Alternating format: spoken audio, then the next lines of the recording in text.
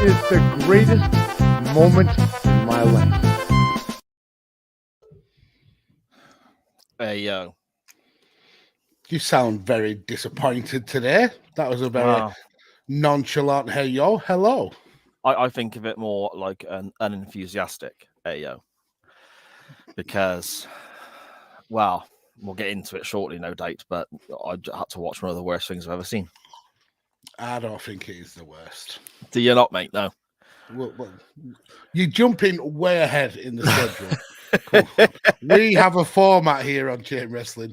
Stick to the script, sir. Stick to the script. Okay. So try and fake enthusiasm then, considering how shite that was. Hey yo! That's more like it. Oh dear me, yes, we will get into that shortly, but I think you're right though, Magsy. Potential to break some records. I did warn the people that this would be a record breaker. Yes, indeed. So let's get on with it then, shall we? Good afternoon, good evening, good morning. This is Chain Wrestling Live with Mags and Sai, wherever and whenever you may be listening or watching from a SJP World Media production. I am Sai, the slightly glum, depressed, less enthusiastic this Monday Sai, and with me, as always, is the Tony Atlas to my level of sadness after having to watch that shit.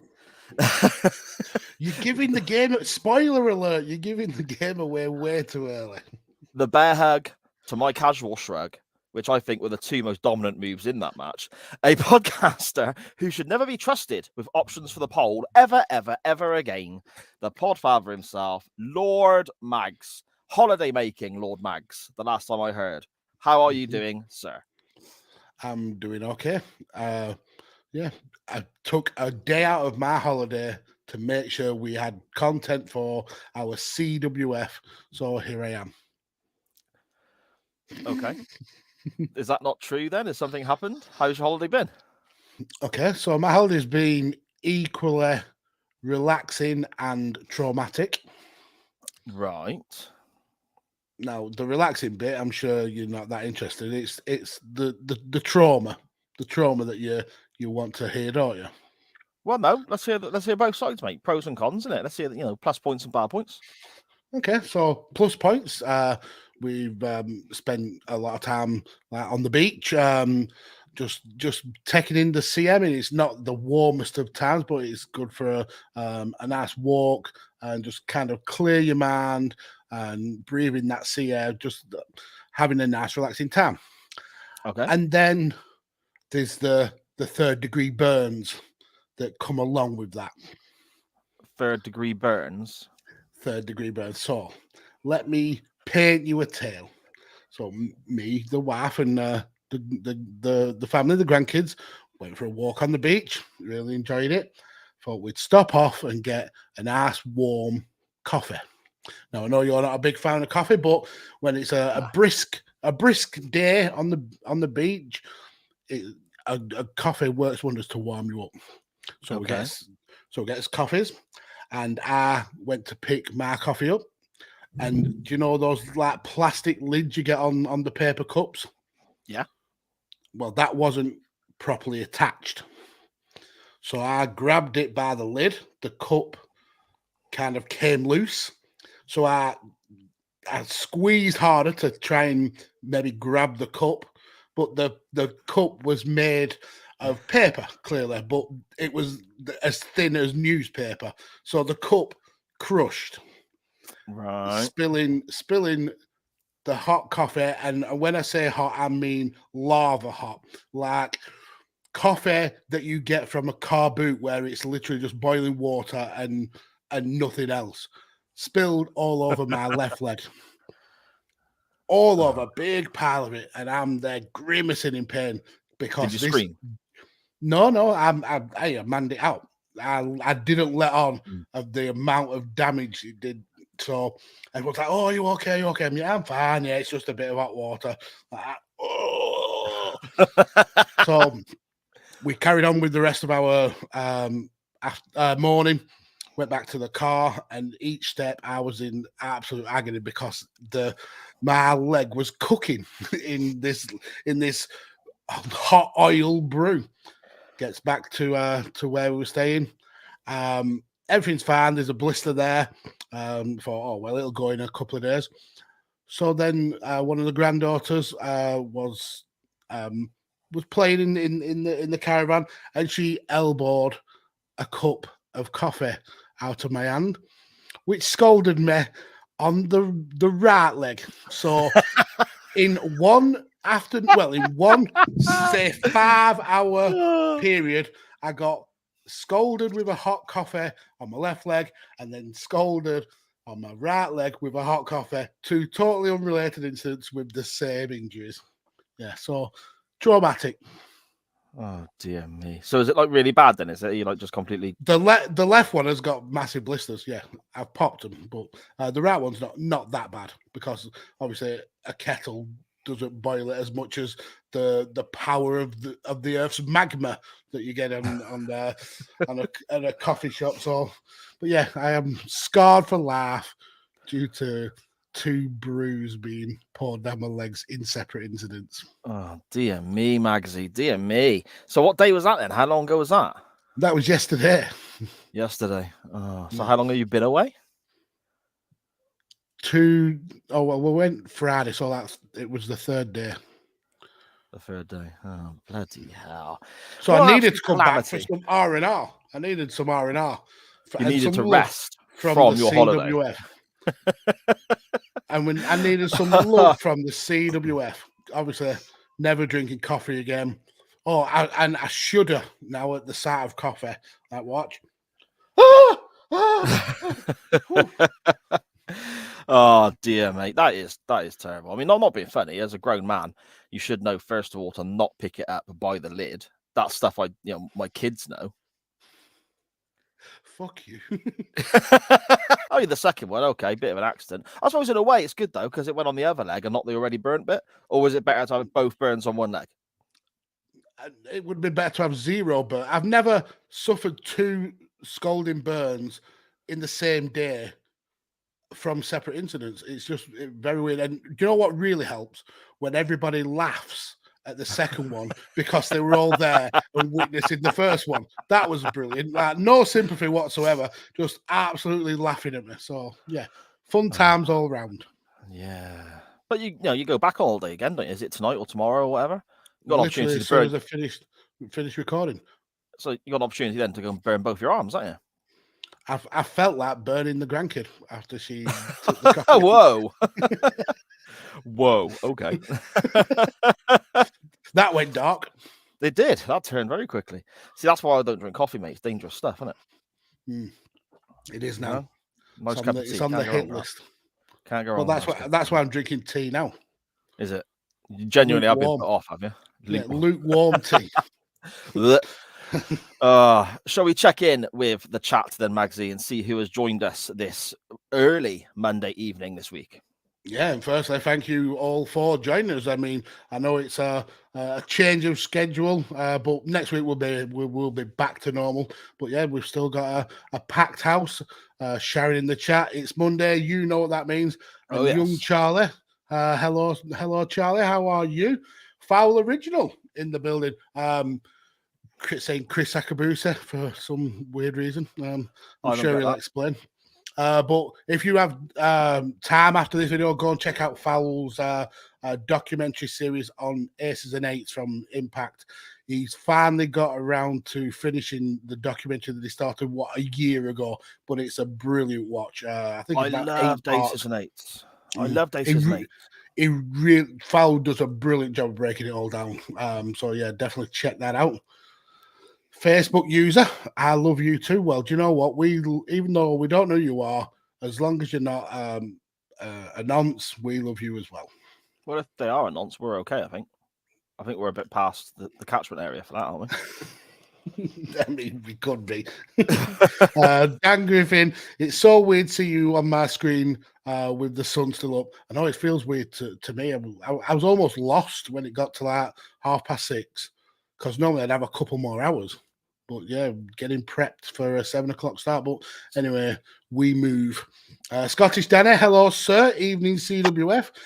Connor from Connor Knows Soccer. Good afternoon. Good afternoon to you as well, sir.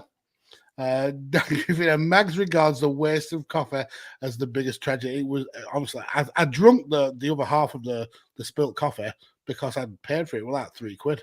We're fuming. £3? £3? Yep. Sharon says, I hope you use that screaming everything. No, sir. Oh, well, I edit this tomorrow to come out in the audio version. I'm sampling that and I'm using it all over the place. Charlie says, sorry if you can hear someone sneezing at any point. Has Charlie has she got the Rona? No, she hasn't, but she's been quite poorly, quite snotty, grotty, sneezy, and so on. But yeah, she's still testing negative. But yeah, Charlie takes after me that when something makes her sneeze, she doesn't stop, and you just get 10 sneezes in a row. So yeah, she's been struggling with that a little bit today, mate. Dan says, humor as dark as the coffee that scolded him. And it wasn't even a nice cup of coffee as well. It wasn't like full of robust flavour. It was just like dishwater coffee. Fuming.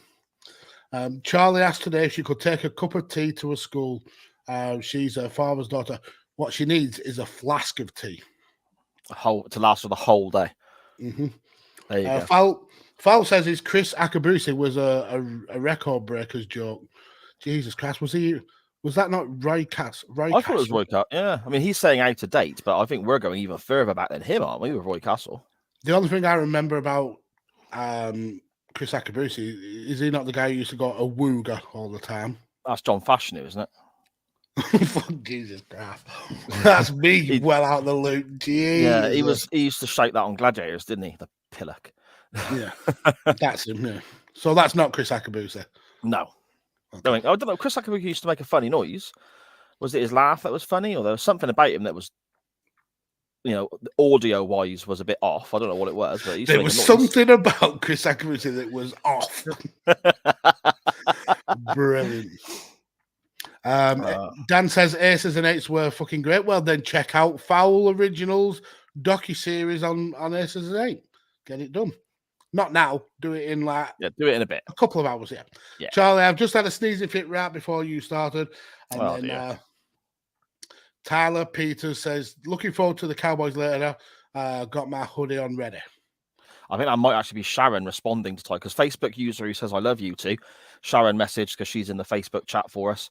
And she said that Tyler Peters is Facebook user. That might be Sharon responding because she's got her hoodie ready for the Cowboys game later on. So yeah, my wife is NFL and Dallas Cowboys obsessed, Mags. Nothing wrong with that. They're America's team. Are they really? I think that's what the nickname is. Is it? Okay. I'll take your word for it, mate. I'll take your word for it. So then, after your tales of burning your non-existent legs, shall we look at something else slightly depressing and off-putting and people don't really want to revisit, I guess, when we chuck a couple of things away in the Hall of Lame, the Chain Wrestling Hall of Lame. When the video play. The Hall of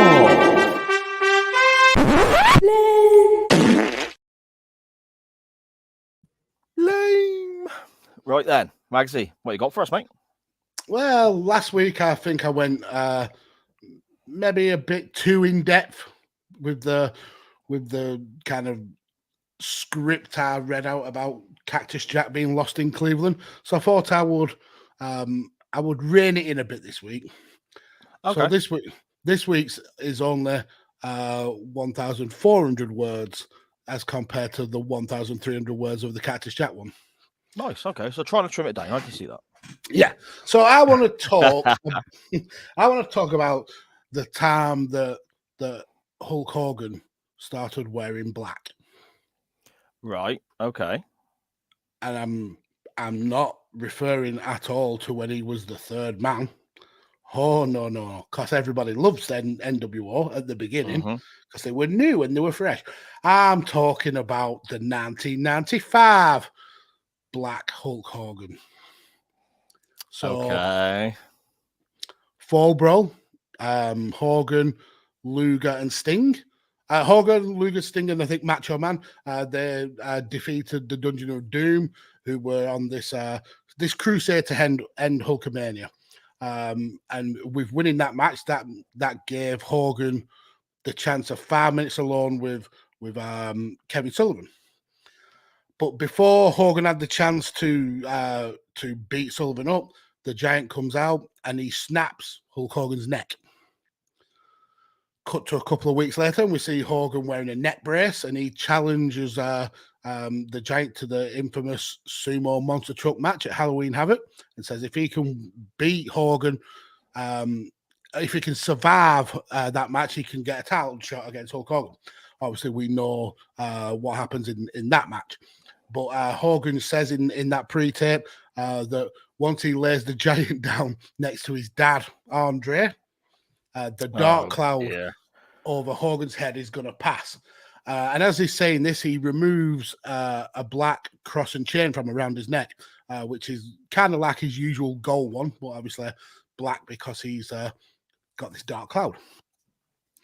So then we cut to the next week on Nitro, and Hogan is in the ring with Mean Gene, still wearing said neck brace, because obviously his neck's been snapped by the Giant.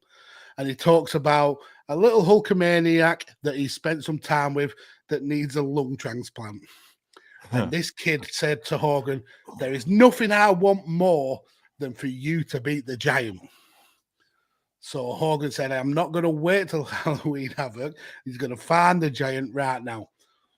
Hogan leaves the ring, starts high-fiving the fans on his way out when he's attacked by an old granny. But this is no wink, wink, stunt granny. This stunt granny. This granny throws talc in Hogan's face and beats him up with the walking stick. And then we see the Giant and Zodiac make their way to the ring. And the old lady reveals herself to be Kevin Sullivan. And just like what happened at Fall Brawl, the Giant snaps Hulk Hogan's neck again. And then we get the most heinous thing that's ever happened in wrestling. Kevin Sullivan shaves off Hulk Hogan's mustache. Oh my God. Horrific. So the next week on Nitro, we've got a totally different Hulk Hogan. Instead of red and yellow, say your prayers, eat your vitamins, he's all in black with a brand new black neck brace. Hogan explains that he's wearing black now because he understands the rule of the game and is here to take care of business. So if you know the rules of the game and you're taking care of business, you have to wear black. It's the rules, apparently. No, that makes perfect sense, yeah.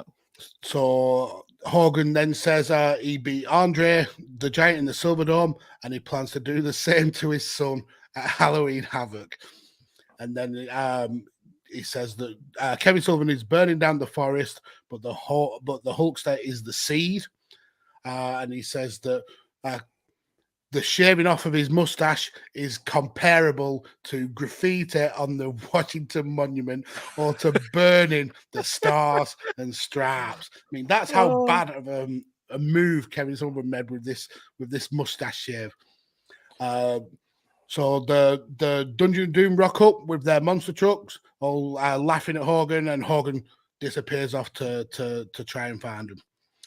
So for the next couple of times we see Hogan is in pre-tapes. He says on one Saturday night promo that Kevin Sullivan is correct about Hogan being evil, but he's only using that evil dark side to protect the training, the prayers, and the vitamins. He also says that this dark side of Hogan has been in hiding, but it's come out to play the Dungeon of Doom's game. And if he doesn't do this, the training, the prayers, and the vitamins will all be left in the hands of the Giant. He also calls the Hulkamaniacs the Manioids for some reason that week. I have absolutely no idea why. He calls his commandments now the Demandments. And he commits to burying the Giant like he did to his dad at WrestleMania 3. Oh God! But we've also, when Hogan's transformed his appearance in black, his bootlicker Jimmy Hart has also transformed his appearance. He's in all black as well, and he says to Hogan that he's making him nervous. And Hogan says, "Don't be afraid of Dark Side Hogan. Fear not, little Jimmy. This needs to be done. Which obviously puts everyone's mind at rest. Yeah, clearly. Yeah, I mean, of course, yeah, it's a few moment. Oh, whew, okay. Thanks, Terry. So on the next episode of Saturday Night, we see the Master and the Taskmaster, and they tell Hogan that they've been to the Himalayas and they found the Yeti, who is obviously a Hall of Fame alumni already. Yeah. This whole little few weeks have produced so much Hall of Fame gold. Just so much of it in there. So we get another Hogan pre-taped where he says that all the gyms in Venice Beach and Tampa have closed because they think that Hogan and his dark side is going to come in and break their equipment. But he promises on Nitro he'll be there with a surprise for Sullivan, the big stinky giant. And he also says he'll be the most evil person in the building. And after disposing of the giant, he will get rid of his black gloves, his black bandana, and his whole dark side. So we get to that Nitro, and Hogan is certainly a man of his word. He does appear on Nitro, but he's still got the neck brace, the black neck brace, all the black get-up. And he then references double murderer O.J. Simpson by saying, everyone remembers what a man with black gloves and a black rag on his head is capable of. Brilliant. Oh, my God. Yeah. Hogan then threatens that he won't be a man of his word. He says he may keep the dark side going after beating the giant at the pay-per-view. So in less than a week, he's already turned on what he said. I mean, that's not like Hogan at all. It's shocking, really, considering how much, everything Hogan says is just, full of pure honesty. Yeah, exactly. Hogan then shits on Sting because Sting has started wearing red and yellow and grown a Hulk Hogan style mustache. He says that Sting, Macho, and Luger, who were his teammates at Fall Brawl, are nothing but little puppies who were all lining up for a shot at Hogan. So basically, burying them and cutting all ties. Mm-hmm. But Darkside Hogan is as much of a lying prick as pretty much every other version of Hogan. Because at the end of that very same show, he comes out to help Savage against the Dungeon of Doom. Magically, with no neck brace, because obviously he doesn't need it anymore. He's got better in the last 35 minutes. Well, he's going to end with having a bad day, though, because he gets overpowered by the Giant and the Dungeon of Doom. And this is when the Yeti breaks out of his ass block. But we've covered that. Well, it's not tread over old ground. So we're now at Halloween Havoc. I'm not going to go into loads of detail on the sumo truck match because I'm sure that's going to go into the Hall of Fame all on its very own. But there is one kind of important thing that not a lot of people touch upon is that when the Giant does fall from the building, Hogan actually does show a little bit of remorse. He tries to save the Giant and then shouts for help once the accident has happened. Well, that remorse on that occasion, sorry, Max, on that occasion, it's sold on commentary like they've killed him. Yeah, we ran through this whole lot not too long ago for Nitro Nights, and the most ridiculous part of that show was them making out the Giant was actually dead. Mm-hmm. But then when we get to the when the main event was meant to happen, Hogan's not got any remorse anymore. He says there's been a terrible accident, meaning the match won't happen. But then when the Giant appears, Hogan is actually very, very shell-shocked. Off comes his bandana, and he's got the Taskmaster's painted forehead eyebrows for reasons why he's got that. And then Jimmy Hart, the little prick, turns heel on Hogan. He ends up losing the title, and he gets a good old hug fucking by the Yeti. This is not the end, though, of Dark Hogan. This carries on for a while yet. Because he failed to beat the Giant, this dark version of Hogan sticks around. But he's now teamed up with someone who he shat on earlier in the storyline, Macho Man. Macho Man's now on the dark side. and they do a promo sat on a bench, at Venice Beach with a drunken old guy in the middle of them who literally just repeats everything that Hogan says. But basically, the long and short of this promo is that Hogan is glad that Savage has joined him on the dark side, but he still doesn't know who he can trust. So Savage is going to return to the light side, find out who are friends of the dark side Hogan, and bring them to the dark side. Oh my God. Meanwhile, back in the real world, the Giant is stripped of the title, and the winner of the World War III will be crowned the new champion. And then it starts to get a little bit more weirder, because on the next episode of Nitro, Hogan has clearly been taking LSD, because he's now in a graveyard wearing a Phantom of the Opera mask and a black hooded robe, swinging a massive sword. He starts waffling on about his typical Hogan bollocks, saying that everything that breathes is afraid of his 3 demandments, and that Savage is going to deliver Meng's head on a silver platter. He questions whether he can trust Sting, and he promises to look Sting somewhere in the eye. Not look Sting in the eye, but somewhere in the eye. And he'll see where Sting's coming from. And then he ends with his typical, what you're going to do. But this time it's what you're going to do when the Macho Man and Hulk Hogan take the darkness of the Doom and turn it to destroy you. Dear me. Macho does beat Meng that day, but there is no beheading, so that's a little bit of a letdown. It is. It is. That could have been on pay-per-view. Could have. The next Nitro, we see Hogan and Sting finally meeting up. Sting has come out in full yellow and red, sporting the Hogan mustache, properly just taking the piss out of Hogan. Macho and Hogan try and blindside Sting, so Phantom of the Opera Hogan can get his cheap shot in, but that doesn't work. Hogan is just about to tap to the Scorpion Deathlock when the Dungeon of Doom hit the ring and then attack.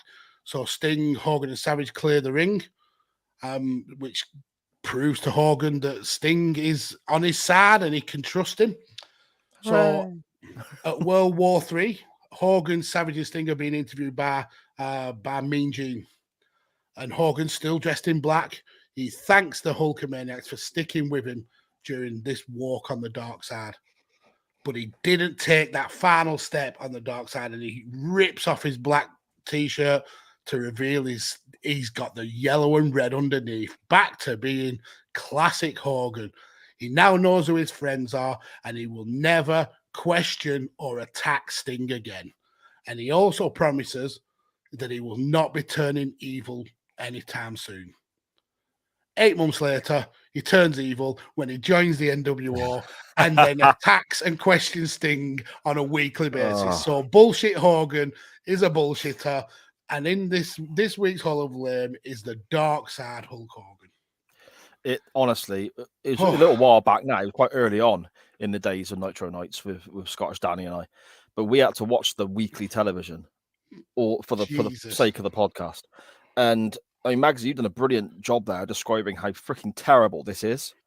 It was one of the worst things I've ever seen. It was awful. The whole, the one with the mask and the sword and it's rough. It was really stupid. rough. It's properly stupid. It's just, I mean, that moment as well when they're sat down with the guy on the beach and he looks genuinely like a hobo, like an actual drunk hobo. Yeah, it's just, I mean, cocaine is one hell of a drug. That's all I can say. You know, fair play to them. They must be doing an absolute shed ton of fucking snow. Do you know what I mean? They must be doing an absolute shed ton. Oh dear, it's not a good time. But if you want to hear more about that, you can on Nitro Nights. I don't see why anyone would bloody want to, but you can. Do you know what's really funny as well, Magsy? And we got a comment in the chat there actually from Scottish Danny saying, still better than uncensored 1996, which we just recorded for Nitro Nights. It's really funny that you're talking about 1995 WCW and Scottish Danny is mentioning uncensored 96 there, because I think for the first time, I'm going to take a leaf out of your book with regards to X Hall of Lame inductees, and I'm going to actually put an event in. And my event is uncensored 1995. Do you know what? You are the laziest Hall of Lame. Why is that? Why is that? Because you're taking shit that you've watched for your other podcast and just like strong arming on this one. No, hang on. No, we didn't watch Uncensored 95. Nitro Nights started after Uncensored 95, so we've not watched it for that show. So, yeah, but it says Uncensored 1996. Yeah, Uncensored 96 we've covered now. I'm putting 95 in the Hall of Lame. Okay. I will Nitro Nights started with the first episode of Nitro, which was several months after Uncensored 95. Now, Hogan was, as you explained in 95, very much in control of a lot of things that was going on in WCW, whether officially or not.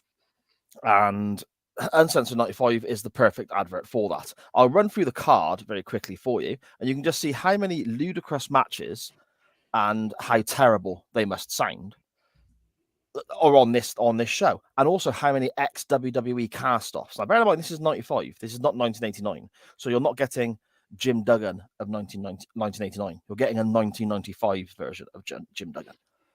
We have the King of the Road match to open the show between the Black Hot Bully and Dustin Rhodes. That cost both of them their jobs. Yeah, they both got fired afterwards. And there's just brilliant moments like, we're coming up to a stop sign now. Tony Schiavone says on commentary, we may have to slow down and stop because apparently a church bus is passing in the other direction. So really, high stakes excitement there. Meng, obviously formerly known as Haku in late 80s WWF, and again later on, he defeated Jim Duggan in a martial arts match. Can you imagine Jim Duggan doing martial arts? Wow. That wasn't enough though, a martial arts match. Why not have a little bit more of silliness? We had a boxing match, Magsy, and we had Johnny B. Bad. Don't start laughing now. I've got to try and get through the rest of the card. We had Johnny B. Bad defeating Arn Anderson in a boxing match. Even the glorious, fantastic, wonderfully awesome Arn Anderson couldn't save this show. Randy Savage was on the event, which is normally a good thing. Sadly, he was wrestling Avalanche, who was Earthquake, and then went on to be Shark. So that was pretty terrible. The Big Boss Man was on the show, but as Big Bubba Rogers. But this is 1995 Big Boss Man. This isn't 1989 Big Boss Man, or even late 90s Boss Man in the WWF. This is Big Bubba Rogers, incredibly unfit, incredibly out of shape. And he somehow went to defeat Sting here. That's disgusting. What a disgusting result that is. Absolutely shocking decision. We had the Nasty Boys in 1995, by the way. The Nasty Boys. And they defeated Harlem Heat in a Falls Count Anywhere match. And like I said, I have seen this pay-per-view. That may sound intriguing. Trust me, it is not. And in the main event, we had Hulk Hogan defeating Vader in a leather strap match. Now, let me just break down this main event for you, okay? Hogan, there's no rules. It's uncensored. There's no rules, okay? Ric Flair is at the event as well. Ric Flair has sided with Vader against Hogan here. They're teasing a 2-on-1. Hogan is stressing about getting the strap put on his arm, because apparently, even though there's no rules, he still has to do that. Eventually, he does win the match, but he wins the match by not dragging his opponent Vader around the ring.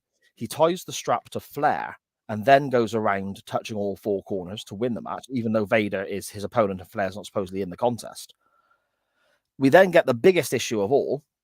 In the weeks building up to this event, Hulk Hogan has been promising the ultimate surprise and very much leaning towards a certain Jim Hellwig appearing in WCW.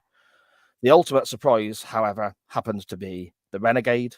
He made the save. And whereas people were parting with their money to see a strap match between Vader and Hogan, which then turned into an absolute nonsense, and then the debut of the Ultimate Warrior, we got the Renegade and Hogan beating up Flair for a little bit, and Jim Duggan doing martial arts. So yeah, my entrance into the Hall of Lame this week, and I mean, obviously, if you're some kind of sadist, go check it out, but you don't really need to. It is terrible. Is WCW Uncensored 1995? Horrific, absolutely horrific. I mean, the best of that whole card wasn't even televised. Steve Austin was on a dark match. Alex Wright was on a dark match, Yeah, and they went with those horrific abominations of matches. Jesus Christ. absolute shambles, mate. Just the idea of, I mean, I love Jim Duggan, but just the idea of Jim Duggan doing martial arts tickles me. And when you watch it, he doesn't actually do any martial arts. It's just bad. It's so bad. Yeah, but there we go. Those are our inductees to the Chain Wrestling Hall of Lame this week. The black side of Hulk Hogan and all that nonsense, and Uncensored 1995. Magsy, both equally shite. Yes, oh, horrifically shit. Horrifically shite. Shall we scour the chat and see what people are saying, my friend, before we dive into this week's non-wrestling topic? Well, Scottish Dan is starting it off. Clearly didn't know what was going in this week's Hall of Lame, saying the prestigious Hall of Lame. Brilliant. Sharon saying that she's got to go make Bubba some eggy bread, so she may not reply. I'm hoping she means Charlie and not Big Bubba Rogers, because he looked like he had enough eggy bread for a laugh. That would be a bit weird, wouldn't it, if she was making Bubba Rogers eggy bread? That would be a bit strange. But also, that's what I can smell. So that's what's making me really, really hungry. Sharon, he would sound like an order of eggy bread, please. No, I can't eat whilst I'm podcasting. It's disgusting enough that my family have to see this. I don't want anyone else to. Connor says, I gave him the whole storyline for his entrant last week. That's why I kind of condensed it this week for you. I could have gone into way more detail. It is horrifically bad. But I want to tease you so you get the displeasure of going back and watching it. Don't do it. Don't do it. Dan Griffin, Tashless Hogan. He looked like a big, bold baby with no tash. It looks incredibly weird. Apparently, there's a little moment. Sorry, Maggie. There's a little moment when Sullivan's actually shaving his tash off that he kind of leaves him with a little bit of a blonde head. I was so hoping for that. Watching it, I was, because he starts at one side and then he goes on to the other side, and I'm like, leave it as the Hitler. Just leave it, but they don't. But apparently, it was because was he filming a movie or a TV program? Yeah, 95. That would have been possibly Thunder. Mr. Nanny. So Thunder in Paradise, he was doing as well. Yeah. So Connor says, if we want to continue our streak of terrible wrestling, as poll options, the Monster Truck Sumo match should be an option. That could well be. And oh dear. Dan Griffin saying the kid who needed a lung transplant is priority. And what do you mean?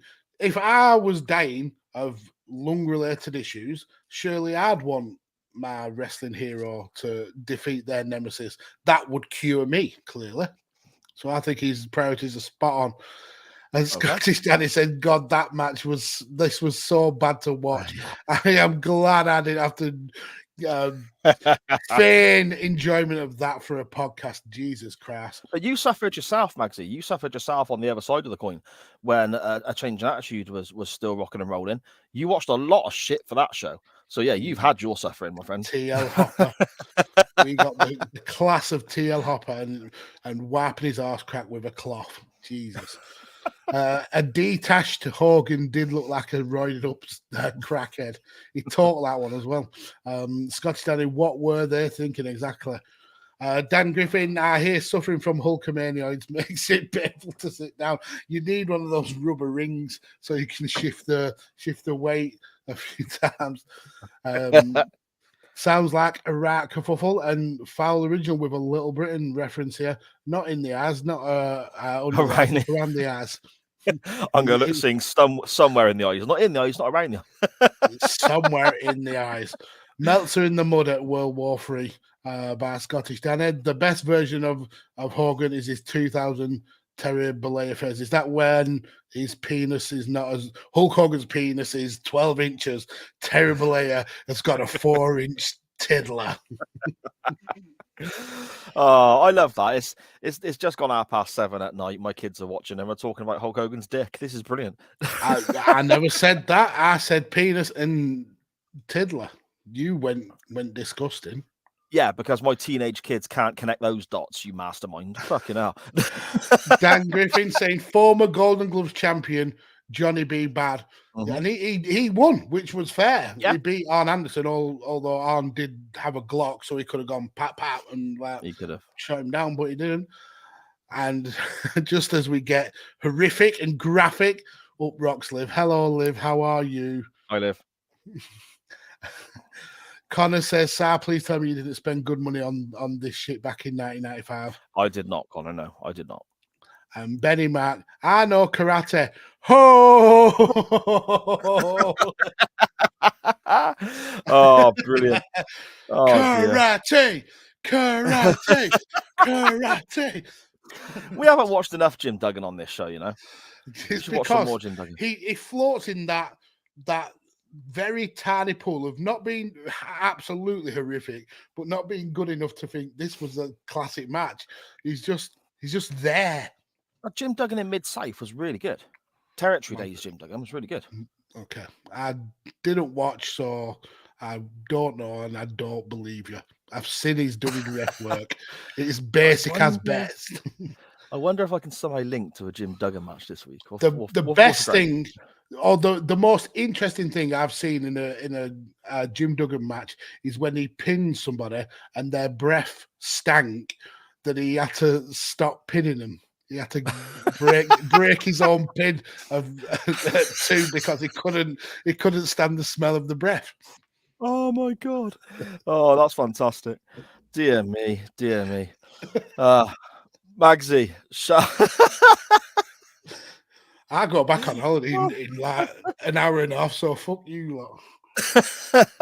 Shall we get to our non-wrestling topic, my friend? Yes, we shall. NWT time. Oh, no wrestling talk here. It's the non-wrestling topic. Lovely. Nice. Lovely. Nice. Oh, lovely. Lovely.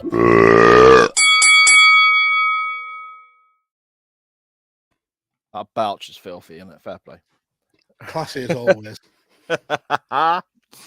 This week's non-wrestling topic is, it kind of stemmed a little bit from a conversation I was having on a different show with regards to the ending of a season. You use a different show for material for your flagship. No. Hang on. Not material. Inspiration, my friend.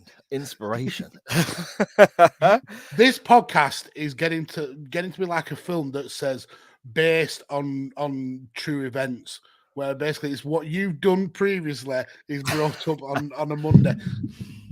Well, we're basically tomorrow, or in a couple of hours' time, Tuesday morning, midnight Tuesday, or is it midnight Monday or midnight Tuesday? How does that work? It's midnight on the end of the day. So once it gets to 12:01, yeah, that's AM. That's Tuesday then. Okay. Yeah. So midnight Monday then is when the last episode of season 2 of the Doctor Who pod drops. And you know, it's bittersweet because it's nice we've got the whole season done and there's so much, great fun we've had. But it's also, the end of the season and so on. And that kind of got me thinking about TV shows and movies and the endings of stuff. And Quantum Leap has just restarted, and obviously everyone's aware how big a Quantum Leap fan I am with the ending of the original series.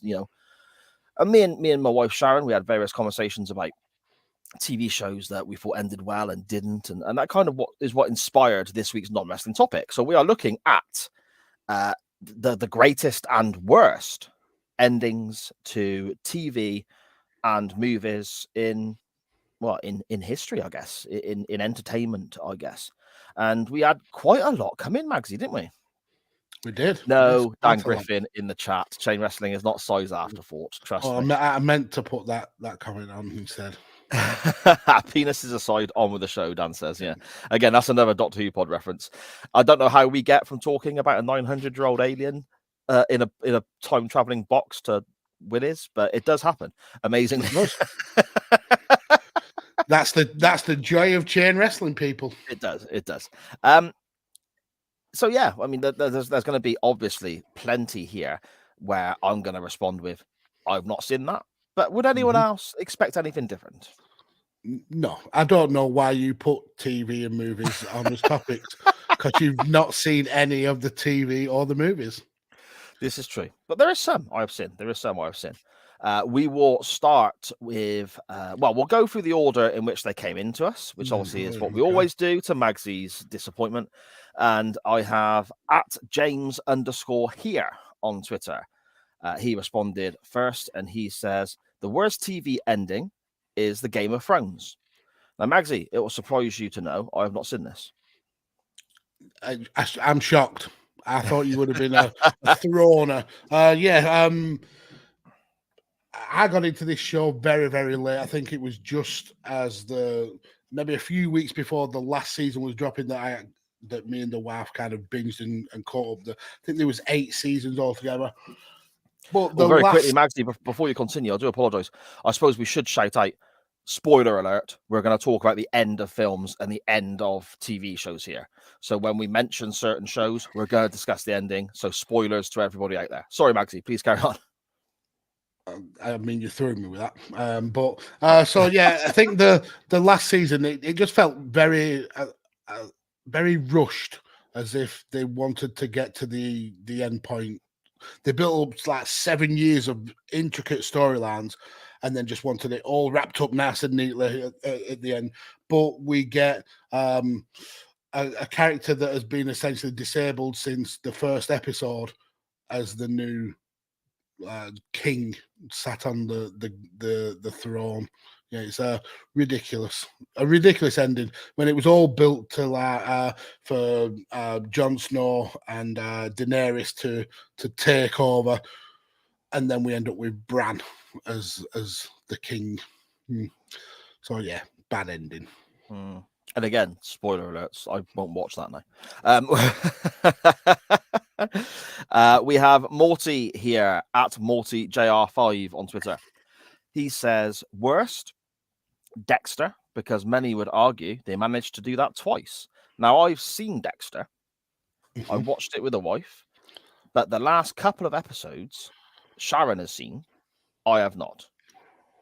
I have not seen any Dexter. The only thing I know of Dexter is the meme that went around of the guy going, "Surprise, motherfucker." I've not seen that either. I'll have to look at that. Oh, well, brilliant. I've might have spoiled some of you then. But no, I've not seen the ending, so I don't know how that went. I was talking to Sharon about it the other night. I thought he ended up with his sister in a really weird kind of incest, but they weren't actually blood related kind of way. But Sharon was like, I don't know where you got that from. That didn't happen, or maybe it did happen. I can't remember. You were making your own grubby version of Dexter in your head. You absolute animal. Sharon in the chat there got fed up of waiting for me. I'm a very busy man, my love. Very busy man. I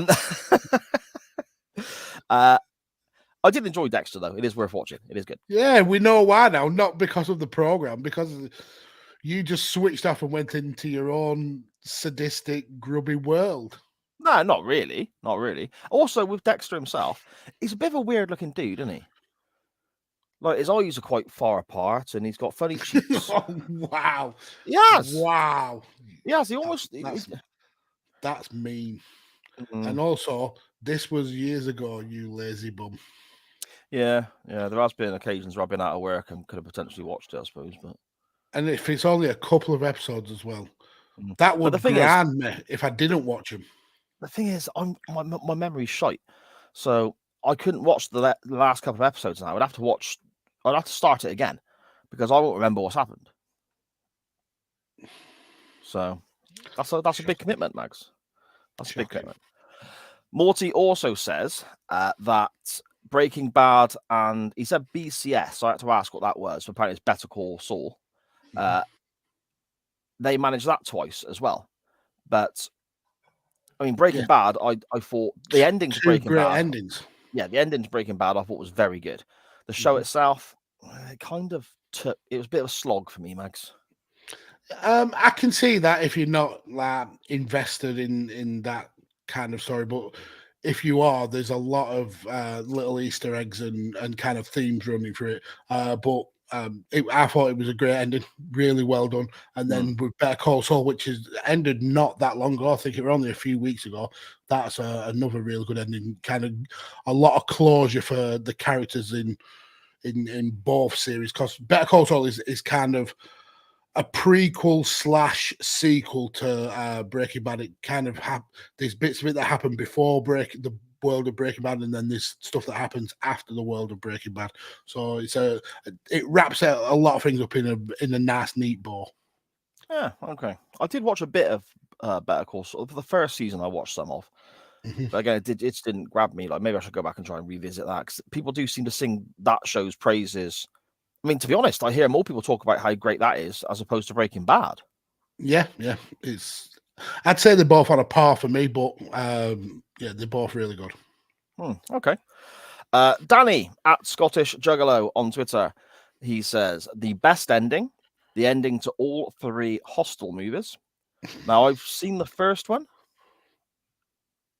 Have you seen any of the Hostel movies? I think the Hostel one is where they've got a scythe and someone's hanging above them and they like cutting the throat with the scythe and the blood's going all over them. Yeah, I think I've seen a couple of them. I don't know if I've seen the third one. And basically, it's the group where they pay to be able to mutilate and kill people, don't they? And they've got like the Alsatian tattoo or whatever. Yeah, that's right. Yeah. I've seen the first one, but it was a long time ago. Danny continues, worst ending, Halloween Part 2, but the 2009 version. So I've not watched that's the Rob Zombie ones. I've seen the first Rob Zombie Halloween, and it was so terrible I didn't want to see the second one. See, I love Halloween. Halloween, the originals, was it 78? I think it was the original Halloween. I love that movie. That's one of my favorite films of all time. And Halloween 2, I enjoy it because it kind of follows on from the first one, and it's like a continuation of something I loved, but it's still not quite as good as the first one. But both of those films I adore. The Rob Zombie, I'm not a fan of remakes, look. So, I don't think Rob Zombie's that good of a director as well. So yeah, he should keep his hands off established media. Yeah, stick to making very generic and poser-full rock music, my friend. Dan Griffin at Dan Griffin 21 on Twitter. He says here, he agrees with James. Worst, Game of Thrones. Rushed bullshit, he says. Hated that they killed Victor off in One Foot in the Grave. Yeah, that was crap on it. What a terrible way to end that show. Now, is that the one where did he die on the toilet or something like that? No, you're thinking of Elvis. No, there's something I think I'm mixing up. No, did they not plant a tree in his toilet, in his downstairs toilet? I think that happened. Yeah, Tria's in his toilet at once. Yeah. But he ends up getting hit by a car and killed, I think. And his wife finds the lady who was driving the car, and it's pretty strange ending to a show that was and kills her in a murderous rampage. Yeah, and puts her in the toilet. Hannibal was also rushed as it got cancelled. Yeah, Dan says Hannibal was brilliant. I think is it Mads Mikkelsen, the guy who was in Casino Royale when Bond got rebooted for Daniel Craig. He plays like the Le Chiffre villain. Brilliant actor, and he was so good as Hannibal. And then it got to the end of the third series, and it got so rushed that they didn't even tie together the strings of the storyline. You could tell they was told, you've got two episodes to go, make it work, and it just didn't work at all. Really ruined the 2.5 seasons what came before it. That's a shame. Yeah. Dan says the best, Breaking Bad. Okay, so another shout for Breaking Bad there. Futurama. He says he hope it doesn't come back. And Buffy the Vampire Slayer, surprisingly happy. I don't remember the end of Buffy, but I did watch Buffy a lot because that was sort of mid-90s, wasn't it? So I'd have been what, 15, I guess, something like that. So I never got into it whatsoever. Never. No. I guess our age, that was kind of the target audience, really, wasn't it? I suppose, sort of 14, 15, Well, 16 they clearly missed the target with me because I didn't watch any of it. this is true. I vaguely remember the movie. There was a movie that about it before the TV program. Yeah, that's right. Yeah, I never really got all that kind of like vampire stuff. It takes a lot for me to get interested in it, and Buffy didn't grab me. Well, see, it went about the vampires for me watching Buffy at 15 years of age. I'll tell you that. It was all about the Willow. Well, maybe. Futurama. I've not seen the ending of that. Now, he says here, Dan Griffin, he hope it doesn't come back. So I'm assuming that there's talk of it being remade or restarting. And I always think that is a shame because when you get a show that ends well, obviously, these hugely popular shows, there's always an argument for more episodes. But when it ends perfectly, you almost don't want to bring it back because it does trash the ending, Magsy, doesn't it? Yeah, I think Futurama may have been cancelled before as well, though, and then brought back. Kind of like a lot of animated like programs. I think Family Guy got cancelled a couple of times before that got brought back. But I haven't watched Futurama in such a long time. I don't know if it could have been cancelled and brought back in that time since I've watched it. The last time I remember it coming to a close, I'm sure they kind of like finished it off with like 3 or 4 like full length feature films. So perhaps it's that. I do remember how they kind of like tried to tie the whole storyline together with Nibbler, the little creature, going back in time and Fra needing to be frozen to save the world or something like that. But I don't know if they've kind of carried it on after that. Okay, interesting. Connor Knows Soccer at Connor Knows Footy on Twitter. I see Connor in the chat there as well this evening. Thanks for joining us, my friend. He says here, worst TV show ending of all time is, I'm guessing that's Oz, not just OZ, Oz. I'm assuming Oz. The show ended when the staff and inmates got moved to another prison after a chemical leak. Okay, I'm not familiar with that show. I've never even heard of it. Yep.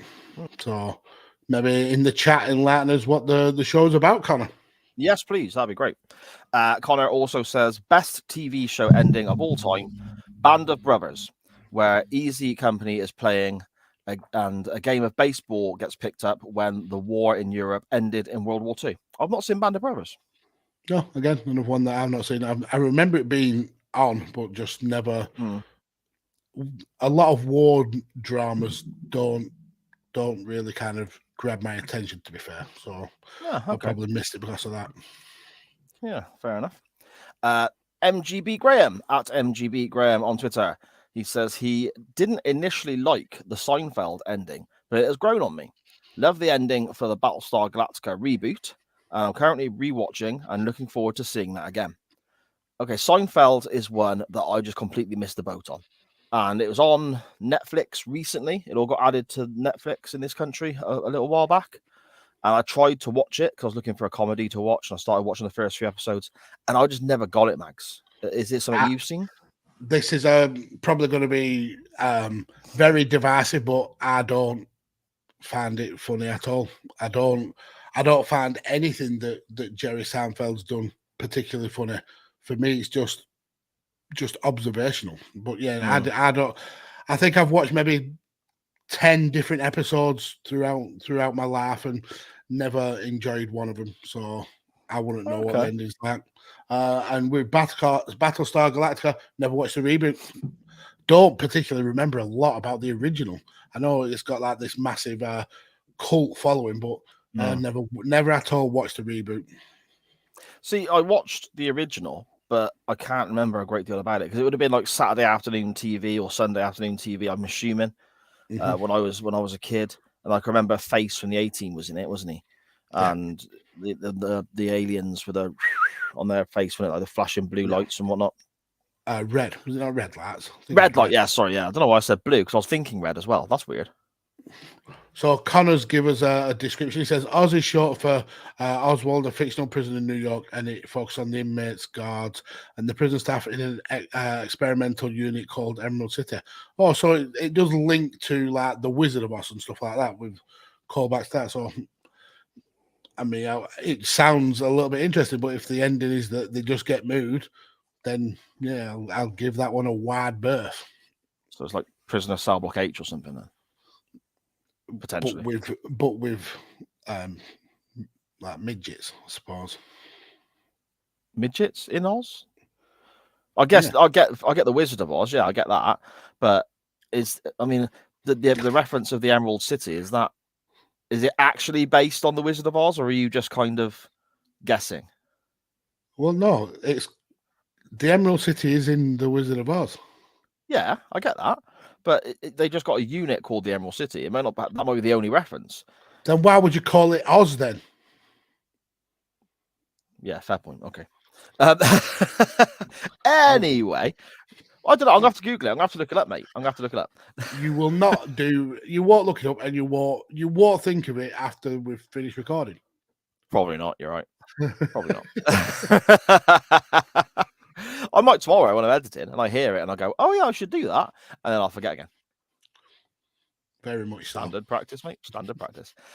Good Cop, Bad Cop Wrestling Podcast at Good Bad Wrestle on Twitter. They say the ending for Battlefield Earth was much welcomed as it was the worst film I have ever seen. And he's attached a little clip there of the movie, and it's funny little blue-looking dudes with long hair laughing at each other. And John Travolta as an alien. Is it John Travolta, is it? Yeah. Literally there. Okay. Yeah, he was the main star. It was when he was, I think it was just after maybe Pulp Fiction where he was cool again. And then he made it's roundly accepted as probably the worst film that's ever been made. I've never heard of it, mate. Is it like so bad it's funny, or is it just shit? Yeah, it's you have to watch it just because it's that horrific. Right. Brilliant. Okay. It seems like a week for that, doesn't it, really, on Chain Wrestling? But we'll get to that shortly. At Mango_Chris on Twitter, Mr. Chris Mango, all the way from Ramsey Street to the other side of the planet, tweeting into the show. We appreciate you taking the effort, sir. It's a long way to send your digital messages to us. He says, yes, the last season of Oz was a rough one. Sad storyline with Cyril, though. Again, I got no idea. You say Cyril, I think of the one from the Raccoons. Cyril Sneer. Yeah. I wonder what the ending was in the Raccoons. I wonder if they got a proper ending, or if it was it got the ending where Seth Rollins was revealed as Cyril Sneer and he did the laugh. Is that right? Okay. Well, I'm glad to know. I'm gonna have to check that episode out. Chris Mango also says the best ending was best film of all time, The Green Mile. The worst, ITV Wrestling, sometimes called World of Sport, with Pat Roach thanking fans for letting us into your parlors. Way to prove wrestling wasn't outdated. I mean, how many people nowadays have a parlor? I don't know, mate. I don't know. Most US TV shows, Dexter, Heroes, and on have bad endings as well. But yeah, I mean, best ending, The Green Mile. Green Mile's a good film, man. I've seen that. Yeah, it's really good. Tugs on the old heartstrings. Yeah, yes. I see UTT Rob has literally just joined us in the chat there with a comment about Cyril Sneer. Cyril Sneer was definitely a proper heel, and you can tell a proper heel when they've got one yellow manky tooth and they're always sucking on half a cigar all the time. Yeah, Jimmy Savile. Oh, he was a heel, wasn't he? He certainly a bit. I mean, he thought he was the face, but he was the actual heel. Yeah. See, Rob turns up and look what the show goes to. But anyway, Rob mentioned there in the chat at UTT Rob on Twitter is next on my list. He says, don't know about Greeted. Not sure that's what's greatest. Yep. But just watched through Class, the Doctor Who late night spin-off. and gutting they only made one season because the final moments of the end of season 1 tied into Sarah Jane and the Doctor and Doctor Who with 2 massive reveals, and I would love to see where it went. Now, I'm a massive Doctor Who fan, as people are, fully aware of. I've never heard of that, Rob. Absolutely never heard of this. A Doctor Who late night spin-off sounds like your kind of show. It does. Is it a bit saucy? Is Clara in it? The Doctor gets his 3 knobs out. 2 hearts and 3 knobs. he bangs Clara. He has a go on Billy Parker. Okay, all right. And then just to finish it off, Catherine Tate gets a little tickle as well. Oh dear me! What are you saying about she's a national treasure, sir? Oh no, I'm not saying there's anything wrong with Catherine Tate. I'm saying there's something wrong with you stating, and you're literally naming the 3 companions that would go along with the Doctor in this time traveling Gallifreyan foursome. Oh dear, this isn't awkward at all with Charlie standing next to me. My wife says in the chat. Yeah, apologies, that's Sharon. It's only 8 o'clock, Magsy. We're not past the watershed. I know. Again, this early start has thrown me. This sounds like a Doctor Who. Doctor Who adult. I'm not reading the rest of that because I'm not getting into trouble. No. Connor. That's horrific. It's just Connor. It's just Connor dragging the tone of the show down. Connor. Yeah. It's not me or you, Maxie. Owner. Anyway. Emerald Hills at Turd Ferguson on Twitter. They say, no, it'll be a popular pick, but the last series of Game of Thrones was rushed as fuck. Yeah, again, people telling us what games. Yeah. It's so funny how because it wasn't cheap to make, was it? Game of Thrones, all the effects I've seen and the filming. It must have been a very expensive show to produce. I think, and don't quote me because I'm maybe mixing something up. I'm sure I've read that it was like 30 million an episode. What? I'm gonna confirm because that even saying it sounds wrong. 30 million an episode. So every it's definitely in the millions. Every episode of Game of Thrones could buy you a Wayne Rooney, is what you're telling me. That's insane. That cannot be right. I'm sure we'll find out. Oh no, 15 million, 100 million per season. So that's still ridiculous, isn't it? Roughly 6 million per episode in season 1, which rose to 15 million for the 8th season. Wow. That's insane. And the new show House of the Dragon, which is like the prequel, that's got a $20 million budget per episode. That blows my mind, man. That blows my. I can't understand. That's ridiculous. It's just crazy monopoly money, isn't it? It's just daft numbers. It's not real money that they're throwing around. Ridiculous numbers that you'll never see. Exactly. Just makes no sense. Rob's come back with a bit of info on Class. It says it's worrying that it's set at Colville School with actors in their 20s pretending to be teens, but once you overlook that, Class is Class. Okay, I'll have to check it out. Let me know, Rob, where I can find it. This is one that you will probably go out and try and watch because it's Doctor Who based, isn't it? Yeah, exactly. Something that you actually are interested in instead of this dross that the CWF are throwing at you. I don't need to watch Game of Thrones because everyone's told me how it ends. So there you go. It's dealt with now, isn't it? We come to the Steve-O portion of the show at Total Steve-O on Twitter. And he says here, funny how we have used a lost GIF that immediately sprang to mind. Going through your podcasts, I've recently listened to the episode where we, and in brackets he's put the CWF, give you favourite TV shows, and Lost is mentioned quite a few times, with both me and Cy being very disappointed. Obviously, he means Steve-O and me and Cy, whatever. Being very disappointed with it. Yeah, me and Shah spoke about it earlier on. It's what you're laughing at now. Just the way you had to explain that you were pretending to be Steve in this conversation. Well, yeah, because it says me and Cy, but I am Cy, so I am me and Cy. But I'm reading Steve-O's. Yeah. Yeah. All right. Well, Yeah. okay. It You, freed me a little you're in bit. the, you are right. You are right. Well, don't sit there bloody laughing at me then. Connor, the end. before you go on, Connor has made a very pertinent comment here. He says, insert the Steve-O audio here. Now, I would have inserted the Steve-O audio here, but somebody who made the audio, Sa, he said, I've done some Steve-O audio. I said, send it to me and I will I'll make it into a little vid so we can have the Steve-O session. Oh, brilliant. I will do. Did he? Did he balls? I'm still waiting on that email. Okay. But it does include a little bit of music from. I mean, if you're listening on the audio version, you would have just heard it. But because you know, we swing by the seats of our pants, we fly like close to the edge there, don't we?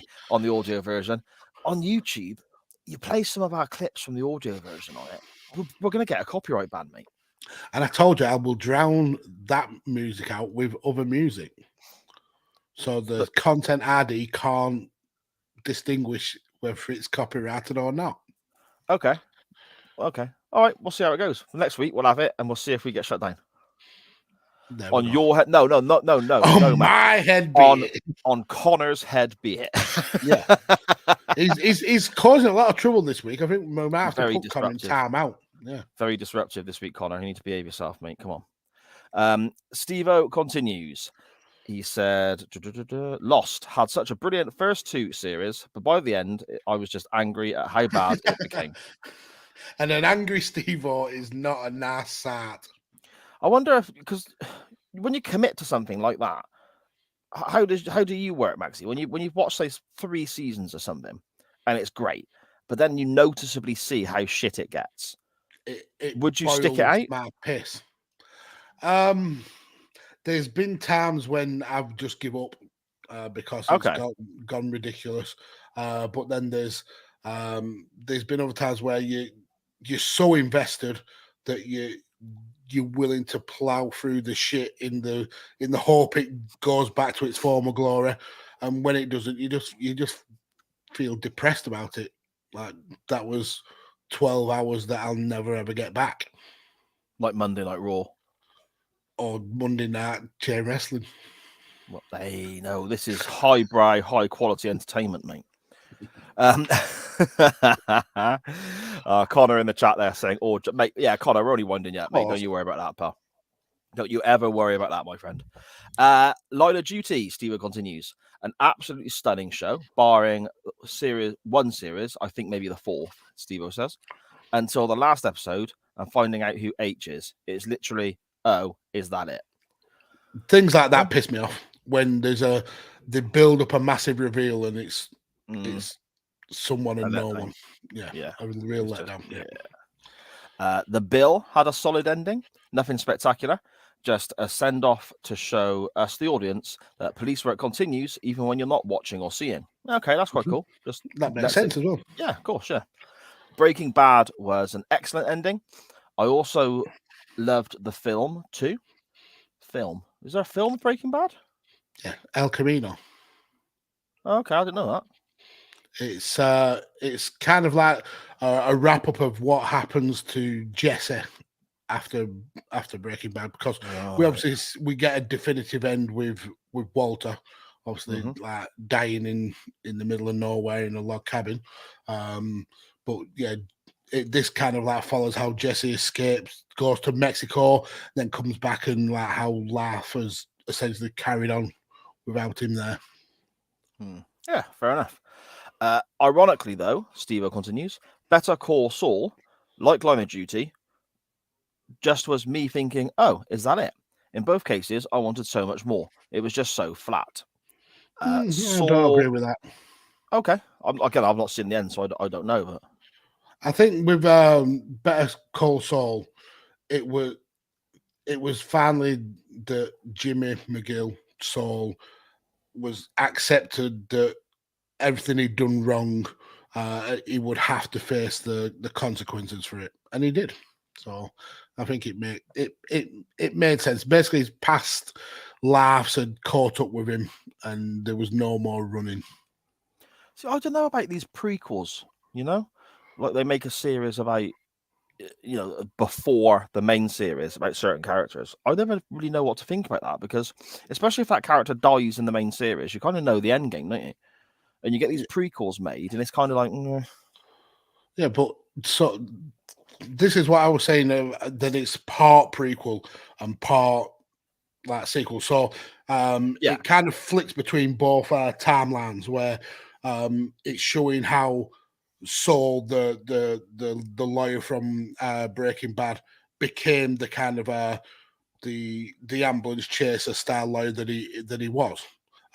When he was actually a really, really good lawyer, but lived in the shadow of his brother, and tried to take as many shortcuts as possible, which led him down this path of being this lawyer with no morals. And Okay. then the bits are after, obviously, with everything that went down in the Breaking Bad universe, he has to kind of escape that. So he uses the guy with the vacuums to get his new laugh. You know that from Breaking Bad, don't you? Where Yeah. you ask for a certain vacuum part, and he gets you a new laugh in a different town, and it shows him being a manager of a Cinnabon restaurant, and then how the past of Saul is always there to haunt him, because someone from the other side of the country can still find him, and he gets like involved in that murky world again. So Okay. yeah, it's a really good end. It wraps up both programs really, really well. Fair enough. Okie doke. Steve-O continues. Saw 1 and Shutter Island, sublime twists at the end that left me going, no fucking way, and applauding. The Office and Extras nearly bring me to tears with their endings, specifically in Extras when Andy giving his speech in the Big Brother house.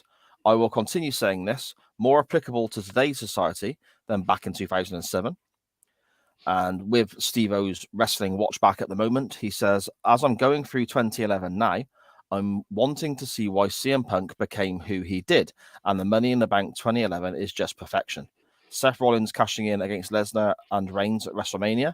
Just an incredible moment to end the evening. Recently watched Ladhood on BBC iPlayer. Thought season 1 was very good. Interesting take on seeing a 34-year-old look back on his youth to explain who he is today. Sadly, by series 3, I just wanted it to end.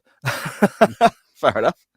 Such a shame, as the first 8-9 episodes were fantastic. Steve-O, man. Si's best mate, Warwick Davis. And, and the underrated Life's Too Short. That was a great show. Yeah, see, I've never seen that for obvious reasons. The Easter special is such a wonderful, uplifting, fun ending, leaving you with a smile and happy for all involved. Hello, Ladies, the film is just gold. The ending, again, brings me to tears nearly. With happiness, as I can relate with Steve Merchant and his character so much, and him finally finding love, and how it happens is magical, and it's something I'd like to find one day myself. Steve-O, mate. That pulls at my heartstrings, bud. Know that we all love you, dude. Yeah, obviously. We absolutely do. And there is the perfect person out there for you, sir. Definitely. But some great picks there. I think Laugh Too Short is superb. Just for the physical gags that are in it. There's one where Warwick Davis is driving a massive Range Rover, and when he tries to like get out of the car, he falls from the seat and basically slides down the steps, and it's just hilarious sight gags. So yeah, I like that, even though you hate Warwick Davis. If it's him getting hurt, it might be worth watching. You're so horrible. I got nothing to base this hatred on at all. I don't know. I mean, hate's even too strong a word. I don't mind the guy. He just makes me go a little bit. Wow. You can't help it. You can't help it. There must be people on this planet who you know, or you see on TV, or you've had conversations with, who just make you go, no. And yours is probably the second most famous dwarf in the world, behind Peter Dinklage. Who's Peter Dinklage? Oh, for fuck's sake! Never mind Game of Thrones. It's Tyrion Lannister. Okay. Right, okay. I know there's a Tyrion. little fella. There's a little fella in Game of Thrones, yeah, and I recognise it. I recognise him from like the gifs and the memes and whatever, yeah. A little fella, brilliant. Brilliant. If, Anyway. if I've chosen the wrong term there and I offend people, I'm so sorry. That's not my intent, but I don't know what to say when it comes to. I mean, midget isn't a right term. You're not supposed to use that anymore. And you said that 3 or 4 times this week. I said dwarf. Did you? I don't think that's right either, mind. I am not getting bogged down in the politics of how to name people who are smaller than the average person. Okay, smaller than the average bear. James at 80s and 90s Wrestling on Twitter. He says, my first thought is Peep Show. What a shit last episode. All them excellent series and build up at the time for the last episode with a flat nothing ending. Yeah, that's so right. I love Peep Show, and the ending was just a case of, oh, right, that's it then. And that's that, and it's done, you know? Yeah, I think that was because the show had gone on way longer than the Mitchell and Webb had ever thought it would go, and they just wanted to end it on a drab note, I suppose. Like real life. Yeah, and they did lead drab lives, which was kind of the whole point of the comedy, wasn't it? I suppose. Yep. James continues.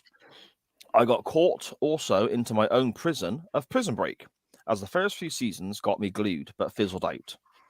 See, Prison Break, fantastic. The first 2 seasons are amazing, and it drops off a cliff very, very quickly, and I've not even bothered watching the end. I think I've watched maybe 1 episode. It's the one where he has a map of the prison on his as a tattoo. Yeah. And that first series is fantastic. Really good telly. Didn't grab my attention in the first episode. Didn't watch it ever again. So you can't. Is that? Yes, I can. You're going to say you can't judge it. I can. I did, and I have, and I will. No, hang on, calm down. Are your burns causing you to get all agitated now, Max? Is that the issue? I need some Savlon. I think you got to give a TV show 3 or 4 episodes. Well, I'm glad we all live by your rules then. No, I'm not saying that's rules for everyone else. I'm saying that's kind of, that's just what I do. I got to watch a few episodes. I can't just watch one and go, okay, I mean, it's good that you have got that staying power. If a show doesn't grab you from episode 1, that's the whole point of the first show. It's essentially the pilot. You're meant to grab people's attention. And if it doesn't grab you, sorry, there's plenty more fish in the sea. No, fair point. Maybe that's why I don't watch much TV, because I'm thinking I got to watch 4 hours to see if I like it. James also says here, pretty much every episode of Black Mirror finished with me thinking, what the fuck? I know I've never seen Black Mirror, but loads of people. Oh my God. They are brilliant. Every episode is brilliant. And the reason why they're so good is because these are things that could potentially come true. A lot of kind of dystopian futures are kind of based on things that probably won't ever happen. But these are all based on just kind of little improvements in technology that definitely could happen. That you could definitely be able to record your own memories and be able to watch them over and over again. That's a thing that probably could happen. You could eventually put a chip or a program on your kids so they don't get to see horrific things and it's all blurred out. That's things that could eventually happen. I think that's the beauty of Black Mirror, that it's so close to reality that it's actually quite frightening. And each episode is like a standalone story, is that right? Yeah, pretty much. There's one episode called Black Museum, which is I think it's at the end of the 3rd season, which links a lot of the other episodes together, but they are all kind of standalone stories. Oh, okay. Maybe and there's one on Netflix called Bandersnatch, Black Mirror Bandersnatch, and it's actually a play along episode, and you can dictate where the story goes with your TV remote. Oh, really? Yeah. It's based on somebody's making an old kind of Spectrum style video game, which itself is based off like a choose your own adventure book where you turn the page and it goes, if this happens, go to this page, blah, blah, blah, blah, blah. Well, it's like that. You make the decisions on what happens in the story. And I think there's about 40 different endings that you can get all together. Yeah, okay. I used to have some of those adventure books where you'd like jump back and forth and all that. But when you've done it a few times, it's like, oh, hang on, my choice is turn left, go to page 17, turn right, go to page 44. I'm thinking, I know what's on page 17, pal. I ain't turning to that. I know what's going to happen. I fell for this before. Yeah, page 17. I'm avoiding that, dude. No chance. Joshua Goodwin at Joshua Goodwin PW on Twitter. The brilliant, fantastic, insightful individual who is just so massively entertaining on NXT Rise and Fall podcast on the SJP World Media Network. He says here he recently watched Uncut Gems. That whole movie built to a beautiful crescendo, and also Snatch had a Snatch for similar reasons. The worst, any ending where it all was just a dream. Terrible. Yeah, I'm not a fan of that, you know. Horrific. When you go down the dinner state or Dallas route, yeah, that is bad storytelling. Yeah, Steve also responds to Joshua here on Twitter saying Lock Stock as well. I love Lock Stock, but I can't remember the ending. The ending is where the guns are being thrown in the canal. Okay. Yeah, and he's reaching over and he's got his phone in his mouth, and he finds out the guns are worth like £200,000 each. Yeah, okay, I get that. It's after Vinnie Jones has stolen all the money because obviously he's no job anymore. They've killed his employer, but he gives them the opportunity to sell the guns. Also on the note of Joshua Goodwin, I owe him an apology. He messaged into the show last week when we were doing our childhood ambitions, and I forgot to read his out, Magsy. So that's completely shit on my part. I hugely apologise. Unprofessional. Well, it has been said about me once or twice in the past, yes. Joshua Goodwin, back when he was very, very young, wanted to be Thomas the Tank Engine when he grew up. So there we go. I mean, that's an achievable goal. It is. You know, fair play to him. I don't think he would let anyone down with regards to transport or the timing of his train journeys. Maxie, that's I was gonna say that's all we got. It's not. We got one more. Came in very, very, very late, literally just before we went live, and that's from our good buddy Cam at CamGriff92. And he says, late to the non-wrestling topic, no problem at all, sir. You message him whenever you like. And to be honest, you're not the latest we've had. Matt Willis has got a terrible habit of messaging me during the show being live. Love you, Matt. I heard off you for a little while, bud. Hope you're all okay. He says, worst ending in TV history has to be Lost. Still don't fuckly understand it, but fuck going back and rewatching. Really enjoyed the first few series as well. Best ending that springs to mind is the ending to Inception. Now, we'll cover Inception first. I've never seen that, Mags. Shock.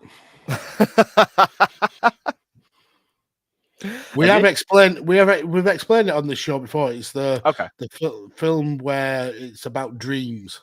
Oh yeah. And Leonardo DiCaprio is essentially a thief. He goes in and steals like people's ideas in their dreams because they think it's the real world, and then he has to jump back to the real time. Well, in the story, his children he's separated from his children because he's a fugitive in America. But the end is he gets to visit his children, but you see a spinning top, which is his way to prove that the world is in his real. He spins this top, and when it falls, he knows that it's in real time. You never see the top actually, and you see it topple, but you never see it fall. So it's always the case of, was he still in a dream world, or was he in real life and seeing his kids? And I think the point is he accepted whatever reality it was to be his reality, and he got to spend the time with his kids. Yeah, okay. See, I remember you talking about that before, and me thinking that sounds great. I'm gonna have to watch it, but you never did. Well, true to form, I completely forgot about it until now. So, yeah. And Shock. I think people are familiar with how things work with me and chain wrestling now. That's always going to be the way, you know. The ending to Lost, we've covered that before on the show as well, haven't we? But Yeah, what a pile of shit. What an absolute pile of shit. And I think Cam covers why so many people are pissed off of it and why they're still pissed off over a decade later. It's because the first few series were so good. Yeah, Were like absolutely really, really fantastic. good. And then it's almost like they had no end game for what the show was going to be about. So they just threw a load of shit at a wall and saw what was sticking, and it ended up just being nonsensical. I don't think there's a way to make sense of it. Mm. Yes, very true, mate. Very true. That brings us to the end of Twitter, I guess. Magsy, have you got any that stick to mind? Stick to Yes. mind? That's not the right. That's two different sayings that I tried to squeeze into one, isn't it? Did you mean come to mind by any chance? Come to mind and stick out, not Yeah. stick to mind. Magsy, have you got anything that sticks to your mind? Yeah. Not really. My mind is just horrific. Rob has come in with a late one. Ashes to Ashes was a good one. Yeah. Yeah, Brilliant that and shout, Laugh Rob. on Mars. Brilliant programs. Yeah, I absolutely love them. For me, when it comes to TV programs, the most annoying thing is when shows get cancelled without finishing the storyline. And two that massively stand out. There was a program called Revolution, which was about how the world coped with when electricity was cut off. And how the US kind of broke into factions, and just as we were getting to the point where maybe we're getting the electric back on and kind of getting back to some civilization, the show got cancelled with no definitive end whatsoever. Just absolutely pissed me off. And then there was another show called Alcatraz. I think Sam Neill, who was in Jurassic Park, was in it. Brilliant show. That show had me hooked from the first episode. So essentially it was about Alcatraz had shut down many years ago, but all of a sudden these killers that had died at Alcatraz suddenly started coming back to life to finish their crimes, I suppose. And this little unit had been created to kind of track them down.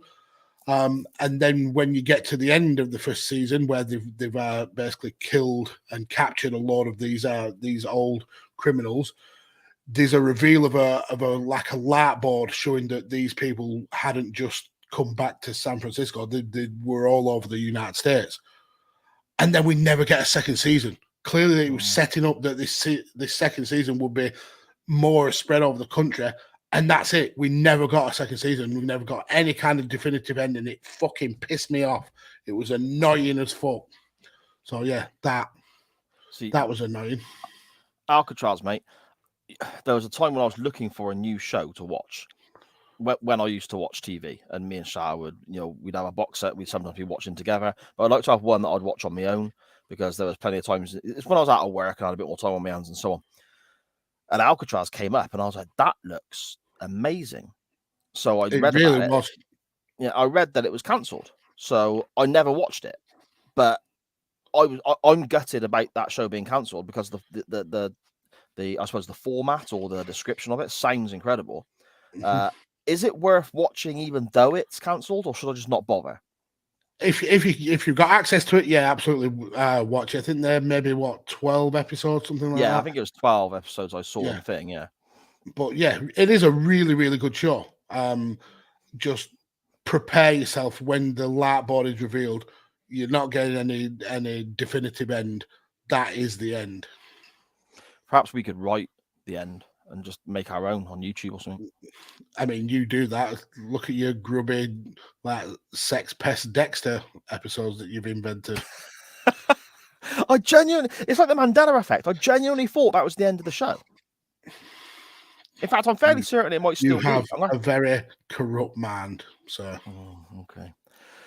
Anyway, for me, Magsy, there's a few obvious ones. Quantum Leap, the original series. Oh, I bet that boils your piss. See, now I don't know, because when I first watched it when I was a kid, I was gutted, because, spoiler alert for anyone who's not seen the show, Sam, in the last episode, he leaps around, he's putting right what once went wrong and all this sort of stuff. He's given the opportunity to leap somewhere of his choosing. He wants to go home, but he can't. He's going to help his best friend. And the screen fades to black, and then it says Dr. Sam Beckett never returned home. And they spelled his name wrong as well on it. And they spelled his name wrong, yes, amazingly. Now, that was because they were supposed to be having another season, but it was cancelled, so they had to scrap together an ending very quickly and so on. Initially, as a kid, I was gutted. But now as a grown-up, I think it's a very sad ending, but it kind of is very good because Sam spent so long helping people. In theory, he's still out there helping people, which is lovely. I suppose, yeah. Lost, obviously, we've spoken about. That was shite. How I Met Your Mother. Now, there was moments in that were funny, but it hooked me in because I wanted to see who the mother of the kids was. Is it the one where she's dead all along? Yeah, and I watched. It felt like 47 freaking seasons of this crap. The character Barney was relatively funny. Everything else in it is shite. The main character, Ted, is a knobhead. He's the most unlikable person on television. But I sat through it all because I wanted to know what happened. And then at the end, it was just dog shit. It was just a waste of my time. On the other side of the coin, though, with regards to American sitcoms, I think the ending of Friends is brilliantly done. Okay. Absolutely fantastic. I don't remember the ending. So, well, Rachel's going to Paris, and yes, I do. And it's that whole that line of I got off the plane. It's just like and then at the end, all their keys, because they've all lived in that one apartment at some point or another during the show. All their keys are on the side because they're all moving on with their lives, and it's just really just a nice, happy, warm, feel good feeling, you know. Yeah. How I Met Your Mother was not legendary. There we go. Yes. So, okay. Magsy, what have we got in the chat, mate? Before I suppose we can't really put it off any longer. We've got to talk about our wrestling topic this week, even though I really don't freaking want to. I mean, we can delay it as long as possible. Fowl says when Prison Break became the A-Team, it's when it got a little bit weird. But that wasn't till about season 4. They made 4 seasons. Jesus wept. Sawyer makes it worth a rewatch. I knew my wife would pipe up with that on Lost. Yeah, she loved. But I'll tell you what's interesting with my missus. She loved Sawyer, loved the character because he's a bit of an arsehole, isn't he? In this program, he's like almost the villain of the piece without being the full-on villain.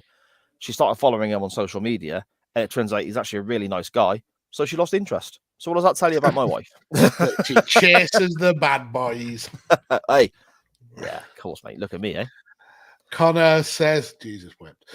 Connor says, is the Lost ending where it's all of the people died in the plane crash and it turns out they were dead the whole time?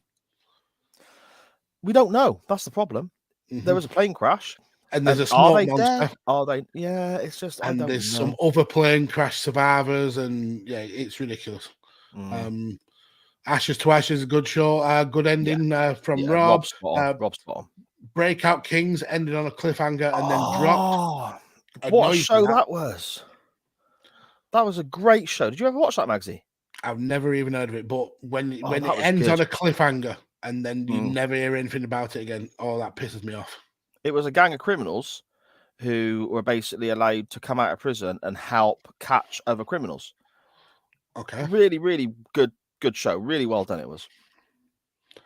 Never heard of it. I may look it up, but if it ends on a cliffhanger, I'll probably just be very, very angry.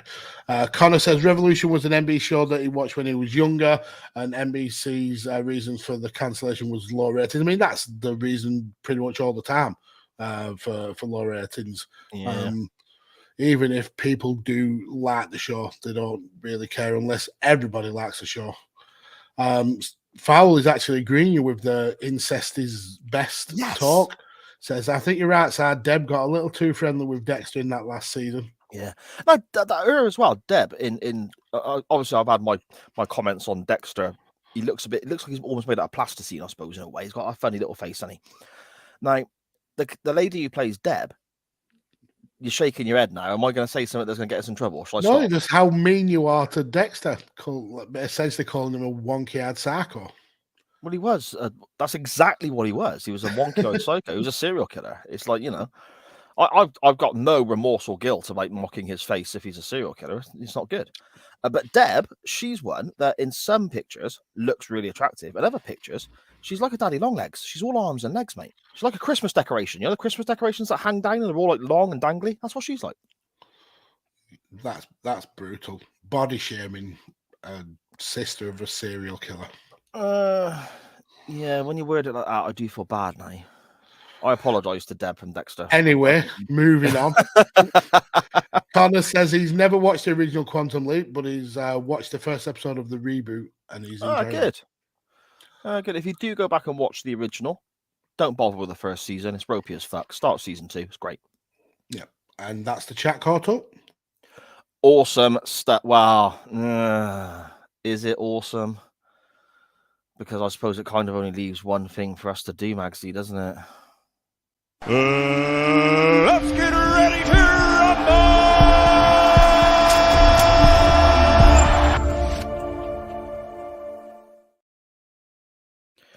Before we dive into this week's wrestling topic, I just want to say to all those people who watched the matches along with us, and to Mr. Mags, who put this up on the poll, and to everyone who voted in the poll, you brought this upon yourselves, okay? You're muted, Mags.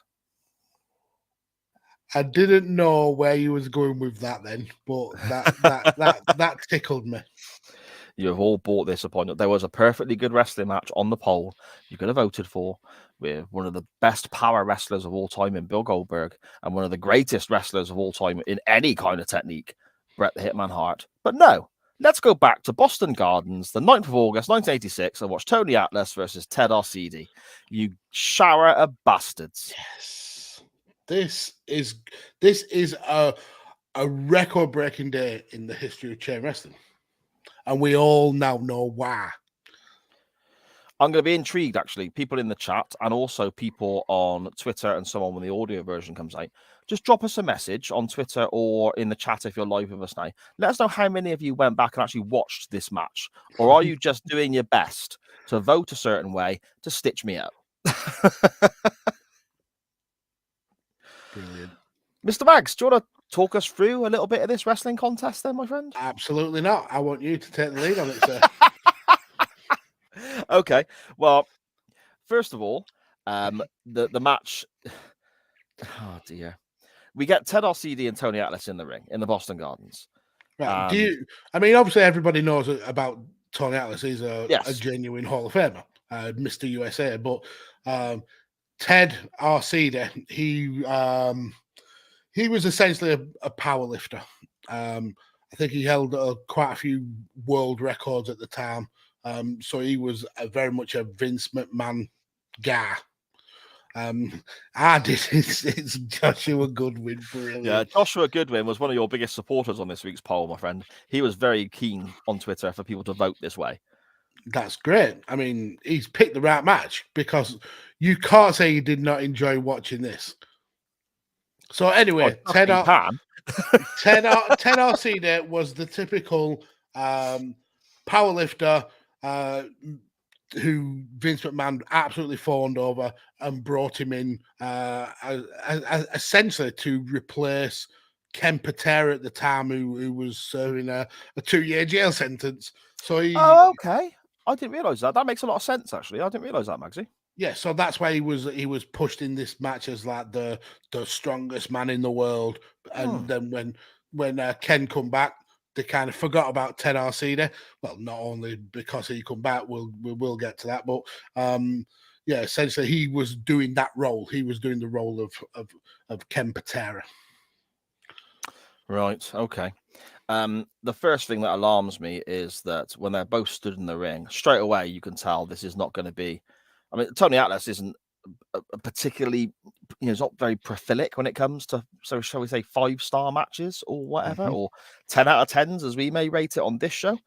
And Ted Arcidi looks, well, he's got this incredible weightlifter's body, this power lifter's body, hasn't he? But his back is just covered in spots, and you're just looking at it and thinking, this guy is roided to hell. Yes. And he's got the funny thing where his shoulders and his chest are so huge and so muscular that his back almost bends the wrong way. It's kind of Mhm. like, do you know what I mean? And it's just like, oh, this guy ain't going to move very well, is he?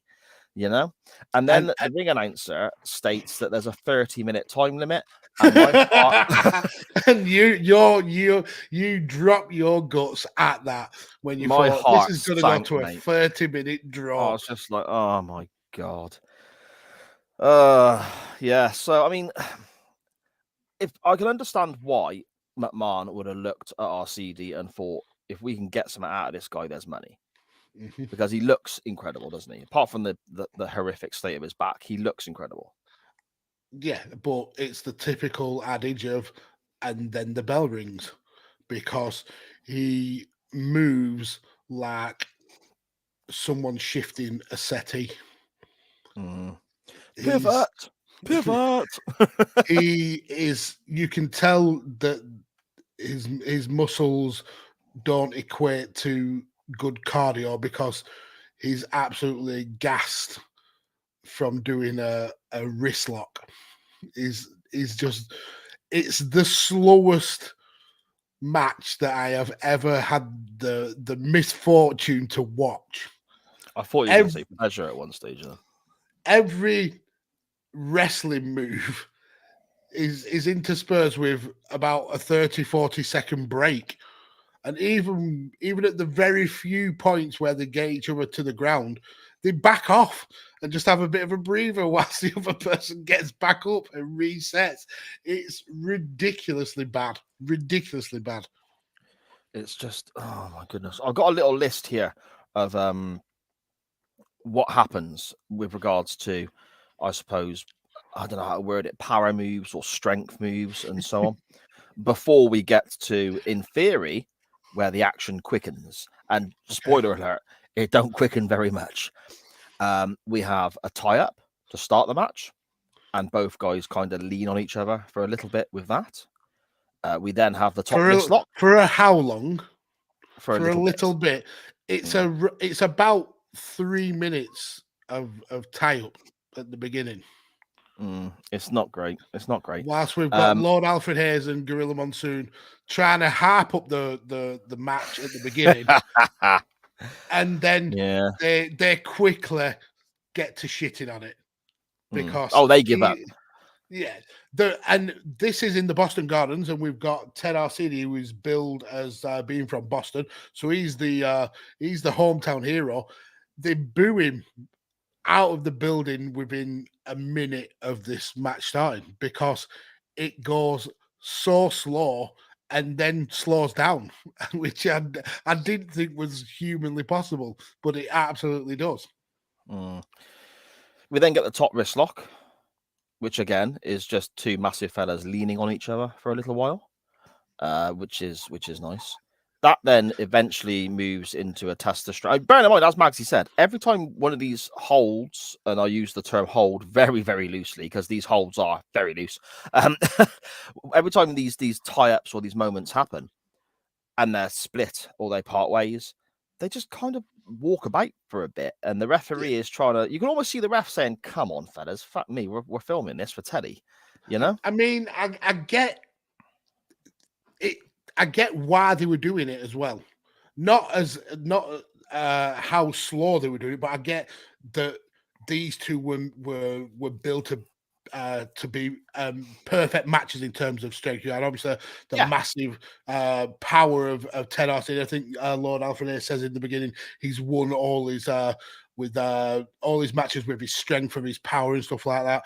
But then you've got Mr. USA, Tony Atlas, matching him hold for hold. It makes sense until you're actually watching the match, and then you realize that these three wrist locks / lockups / tests of strength is 3/4 of the match.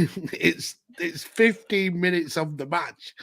Well, I don't know. The match goes about 10 minutes, I think, but this is a good 7 minutes of the match. Is these two essentially in some sort of hug with each other.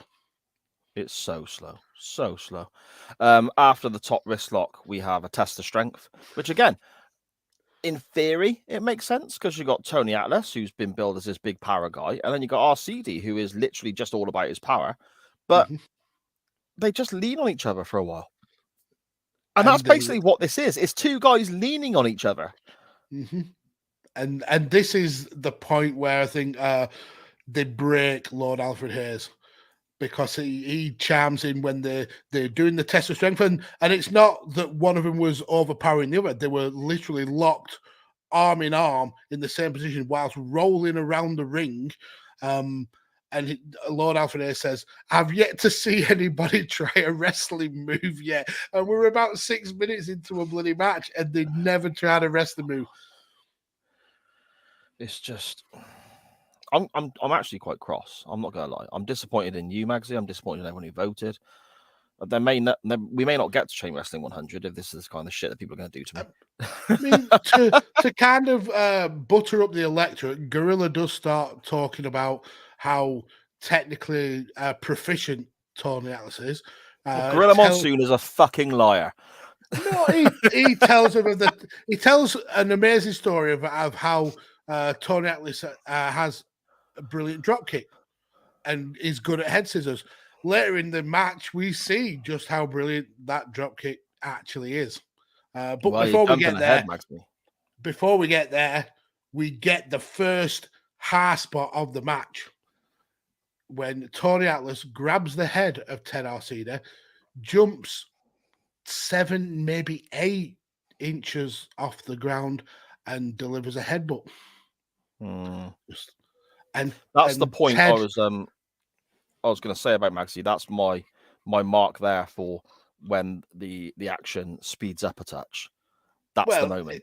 It slows down a little bit after that because Ted Arcidi falls like he's been shot from this. It's like, oh dear. But after that, I mean, neither guy. And again, this is now. I'm basically looking at Tony Atlas here with this, because in theory, Tony Atlas he's been around the block a bit, hasn't he? He's wrestled in different territories, and he's been a wrestler for much longer than Ted Arcidi has. Surely Tony Atlas should kind of have a bit more of an idea. But what we get here with this headbutt, and then we have an exchange of slams, don't we? Arcidi gets slammed and Atlas gets slammed.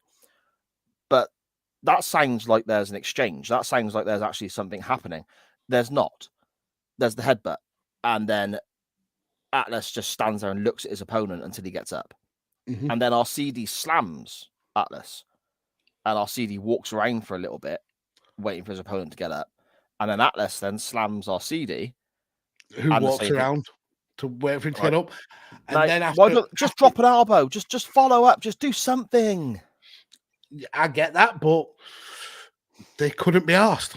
They really couldn't give a shit. And there's a reason why they couldn't give a shit, which we'll get to at the end of the match. But after we get that brief technical wrestling clinic, shall we say, we go to another rest hold, another lockup.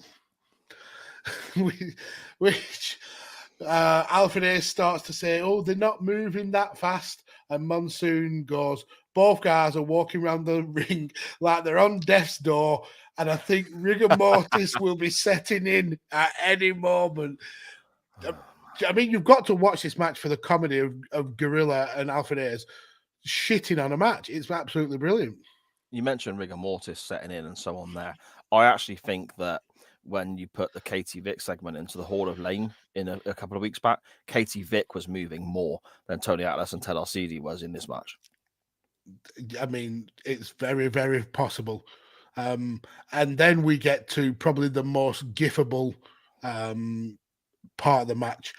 The best clothesline you will ever see in the history of the world. Now, these two guys struggle to even do the Irish whip. There is no chemistry between the two whatsoever. But Ted Arcidi whips Tony Atlas into the ropes. Tony comes back to him as hopefully expecting the clothesline, only to be met with a very light brush against his chest. Tony takes it like a champ, falling down, and Gorilla Monsoon says, "Well, that clearly didn't hurt him, unless he hurt himself on this fall down to the mat." It was just grim. Absolutely grim. Oh, it's just fucking awful. No, I'm it's not. not awful because you know what comes next. Go on. Now, Gorilla Monsoon has already set the table for this one.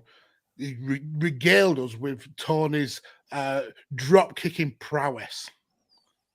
Don't try and So- defend this shit, mate. No. Tony does a drop kick in this match, and it's quality. It's absolutely quality. Both of his feet just about get off the ground, and he ends up essentially one-footing Ted Arcidi in the throat, and he just levels Ted Arcidi. It's the worst drop kick that you have ever seen. Just it's grim, absolutely grim. Okay, to be fair here, I can't believe this is coming out of my mouth, but to be fair here, okay, I could not throw a drop kick. So the fact that what Tony Atlas does there, whether it's a shit drop kick or not, I could not do that. You know, I got the utmost respect. I mean, again, I look at Ted Arcidi. He shouldn't be in a wrestling ring, but the guy looks incredible. You know, I take my shirt off. I don't look like that. Do you know what I mean? So credit where it's due with regards to that aspect. But fuck me, don't make me watch it. We're thankfully we're getting to the end now. So we see Ted Arcidi trying a few kind of half-lane moves. Yeah, what was that about in the corner? What were they doing? He was doing a second rope elbow to the top of the head. And Is that what that was? And Lord Alfred Hayes says he definitely doesn't belong there. I don't know what he's thinking. He's not talking about the second rope. He's talking about the wrestling ring in general. He does not belong there. And then just when you think the action is picking up and we're going to get to a monumental finish, Arcidi whips Tony Atlas into the ropes and we get a double bear hug. Both guys clamp their arms and just start squeezing on each other. And this is where the match gets good. So you cannot say that this part wasn't entertaining.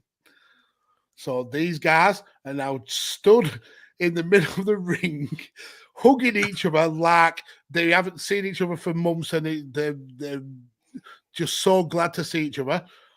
They then start rolling around the ropes, get to the center of the ropes near the fans. Ted throws himself over the ropes. He literally jumps over the ropes, taking Tony Atlas with him. They then start doing pretty much the same thing around the barriers with the fans, and they're double bear hugging each other when they end up going actually into the fans and kind of like the security guards are moving people out of the way so they don't get hurt. Apart from one solitary little kid, he must have been 10 years old, and this is grim. There's maybe a 10-year-old kid who is in the second row, and Ted and Tony kind of like bear hugging / wrestling each other to the floor, and the chair collapses onto this little kid, and you can see him screaming in pain about his sore leg. Yeah, that's pretty bad. The security guards and the ref get him to kind of get more towards the ring, and then we get, now this you have never seen before, a triple bear hug, because the referee tries to get in and split the two up, but instead they go for the massive triple bear hug. Now, I believe the match is thrown out by now. Both have been counted out. Actually, last week on Chain Wrestling Live, you mentioned this match and you said even if it doesn't win the poll, you've got to watch this. So I thought, okay, I'll put it on now because it was 11 o'clock at night, half 11 at night. I'm going to bed. I'll chuck a bit of wrestling on. So I put this on. And I was already saying to you, you're a dick. Why have you put this forward? Because people are going to vote for it to make us watch shit. Because that's what people do. Thank you, everyone. We love you. But, you know, when I got to the end of the match, what was the WhatsApp message you received from me? You sent me a message saying, there isn't even an ending, you knob. There's not even a fucking finish, you knob. But there is a finish because the ref calls the match out. They stand in the ring and look like they're actually going to attack each other. And then they both shrug and they both shake hands. And that's the end of the match. And like I said, Ted Arcidi was billed being from Boston, and the crowd bury both guys. So I said earlier that there's a reason why these guys had this match. One of the reasons is they're both absolutely terrible at wrestling, or it seems that they're both terrible at wrestling. But another is the fact that they weren't actually both long for the company. I think Ted Arcidi had maybe one more match before he was shipped off down to developmental training and then eventually let go. I think he was at Smoky Mountain for a little while, but it was it was at Stampede and then went to World Class and then eventually got out of the wrestling business. But Tony can Atlas, can you imagine him in Stampede? Getting just stretched out all over the stretched place. out by Stewart. Jesus Christ. I would watch. If that's where you're linking this week, I'm voting for you. Just to see this guy get stretched all over. Can you imagine Stewart putting him in like say a cattle mutilation and then all his back spots just popping all at once? What? No. Move on. What? Anyway, so with Tony Atlas, he again was not long for the company. I think the month after maybe, or maybe a couple of months after, he had a match with Adrian Adonis, which he took the pin, then absolutely no-selled, got up and walked out, and that was his last match for the WWF as well. So both of them wrestled like this essentially because they were on the way out, and also they were terrible. I can't believe I'm going to do this, but there's a couple of moments there that we've not covered. I need to go back and address. Brilliant. I hate myself right now. With regards to the double bear hug spot in the middle of the ring, Ted Arcidi actually, when Tony Atlas is spending his time on the floor again, signals that he's going to apply the bear hug, like he's Hulk Hogan cupping the ear, going for the leg drop. Ted Arcidi's like, I'm going to put my bear hug on. And it's just like, come on. The fans could not give a fuck. The fans absolutely couldn't give a shit. They couldn't give a shit. The end of the match, the fans are booing the crap out of him. No one gives two shits about this. This is that bad.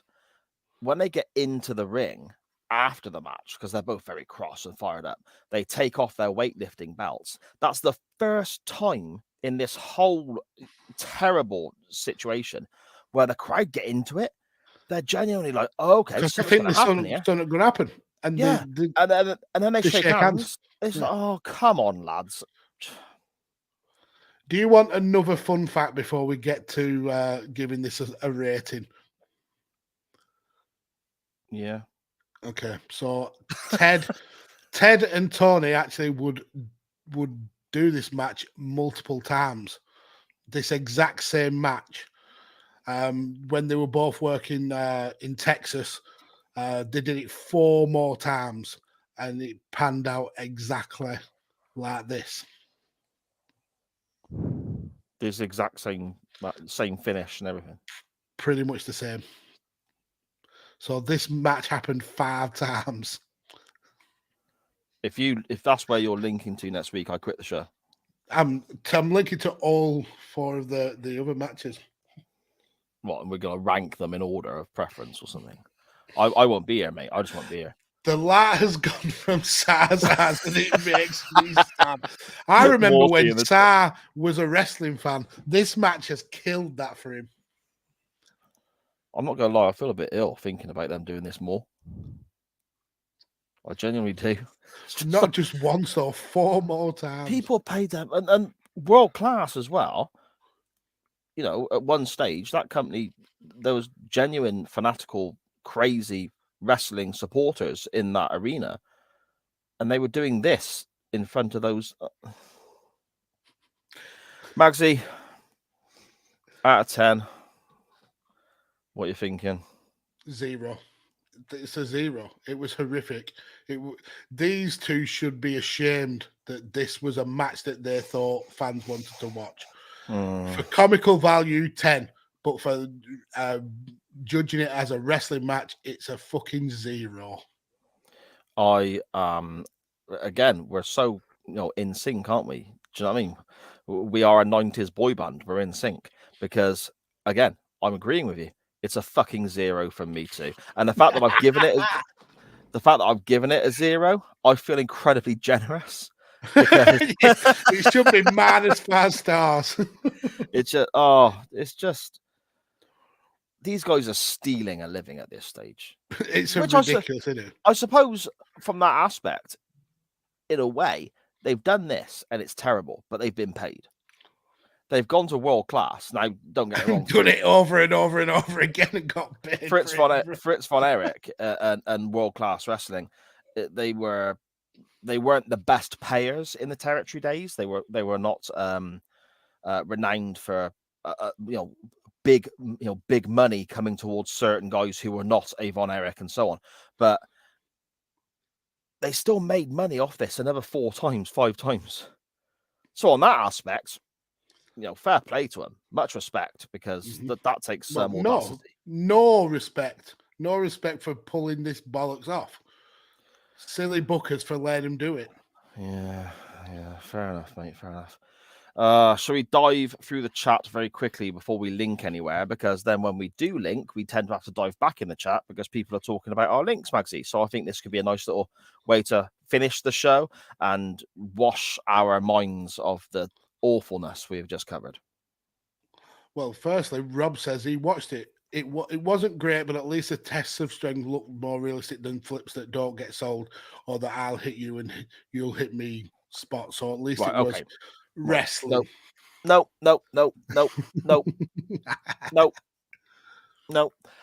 I would rather watch the Young Bucks do 47 backflips that make no sense than this dog shit. I would rather watch 2 guys in New Japan trade forearms, again, that make no sense than this dog shit. I don't buy into that at all. I'm so sorry, but no. This is... no. Connor says, I had trouble finding this match to watch, and dear God, I wish I hadn't found it. Oh, brilliant. Absolutely brilliant. I feel guilty now because I tried to help him find it. Josh said he watched it and it was Battle of the Backner. And then we get a little bit of cross promotion. Says, hi, Sharon, how do I tag you? Technology sucks. Powell Palace and NXT crossover. So we're getting a little bit of crossover there. See you in 2030 then. Just to end that. Scottish Danny rest hold. The whole fucking match was just one long rest hold. And you know it's going to be bad when Tony Atlas is the ring general. Absolutely. That's Goodwin again, yeah. I mean, with regards to that comments back and forth between Goodwin and my wife, Sharon said she's joining NXT Rise and Fall when Adam Cole joins, but for wrestling reasons only. Dan says, as big and useless as Tony Atlas and Ted Arcidi were in this match, they're not as clumsy as what Harry Maguire just did. Oh, he's probably just celebrated scoring an own goal again, hasn't he? So I totally forgot England were playing. And do you know what? How shit this match was? I would rather watch England play right now. Jesus, they were awful the other day. Rob says, to be fair, there aren't enough draws in wrestling, so that's a plus. No, there is no plus to spin on this match, Rob. Is Rob just trying to get a reaction out of me now? Is he trying to get me fired up? We'll see Ted soon on NXT pretty soon, sir. Ted Backner, Arcidi, Jesus, his Backner was so bad. It made Jinder Mahal look like he had smooth skin. At least when Ted Arcidi gets slammed, it's not going to pop anything because his back is arched the wrong way. So it's just literally neck and hips that hit the mat, isn't it? Because he's bent in the wrong direction. Can you imagine if Tony Atlas went for a camel clutch and he just squeezed all them back spots? No, stop. Rob saying making Sal watch more versions of this match is a bit like in Mortal Kombat when it goes finish him. I will retire from wrestling podcasting. I would. The Council of Dans both with the same comment, not just a 0, a fucking 0, not just a 0, a fucking 0. More with the audacity to plug his own podcast here. Cheap plug for Chocovision that goes live on our podcast tomorrow, featuring. Nope, check it out. Jump on it. I mean, I am doing. That's what I was doing. It was exactly what I was saying. Sorry, mate. You did. Sorry. It features me, and I get very angry about bubbly chocolate. So if you like tormenting me, you'll enjoy this episode. And yeah, he says an Essex Oompa Loompa, Fitch. He embarrassed himself. Let's just put it that way. Well, seeing you get angry about bubbly chocolate, I'm not being funny. Gimmick's been done, mate. Do you know what I mean? We're the original. I know, but these take it too far. Too far. Dan Griffin says that Harry Maguire gave the ball away and promptly kicked Masala, giving away a penalty. That's brilliant. Arcidi's back there would be like mashed potato going through the masher. Oh, don't. Oh, my God. That's grim. That is grim. That is grim. Okie dokie then. Now, Mr. Mags, with very much bated breath and concern in my mind and trepidation in my voice, where do you want to take us next week? Okay. So I spoke about how this match happens 4 more times. Well, I've found the links to those matches. So that's where we're going. Not really. I'm only joking. So Ted Arcidi was billed at being from Boston, Massachusetts. Now he wasn't from there. I think he was from like somewhere like in oh no, he was actually from New York. So that got me thinking of who else, what other wrestlers are from Boston? And I found another wrestler who was billed from being from Boston, but they wasn't actually from Boston. A wrestler called Curtis Jonathan Hussey. He was actually born in Portland, in Maine, but he was billed as being from Washington. I mean, you may know him as in NWA as Dirty Dango, or you may know him as Johnny Curtis. Okay. You'll probably know him more as Fandango. Okay. Oh, yeah. When you said Johnny Curtis, I was like, yeah, okay. So I thought we'll use that as the link, being billed from Boston and Fandango. Now, there's a couple of ways you can go with Fandango. You could go with his time as part of Breezango, the Fashion Police. But I've got 2 options, and I may throw this to the chain wrestling family to pick. Now, the first option is his actual wrestling debut, which was at WrestleMania 29 when he faced Chris Jericho, which absolutely will be a fan pick. But the one I seriously hope they go for actually breaks the rules of chain wrestling again, which I know everybody likes. He is one of the main stars of a renegade wrestling promotion that run shows in the late 80s.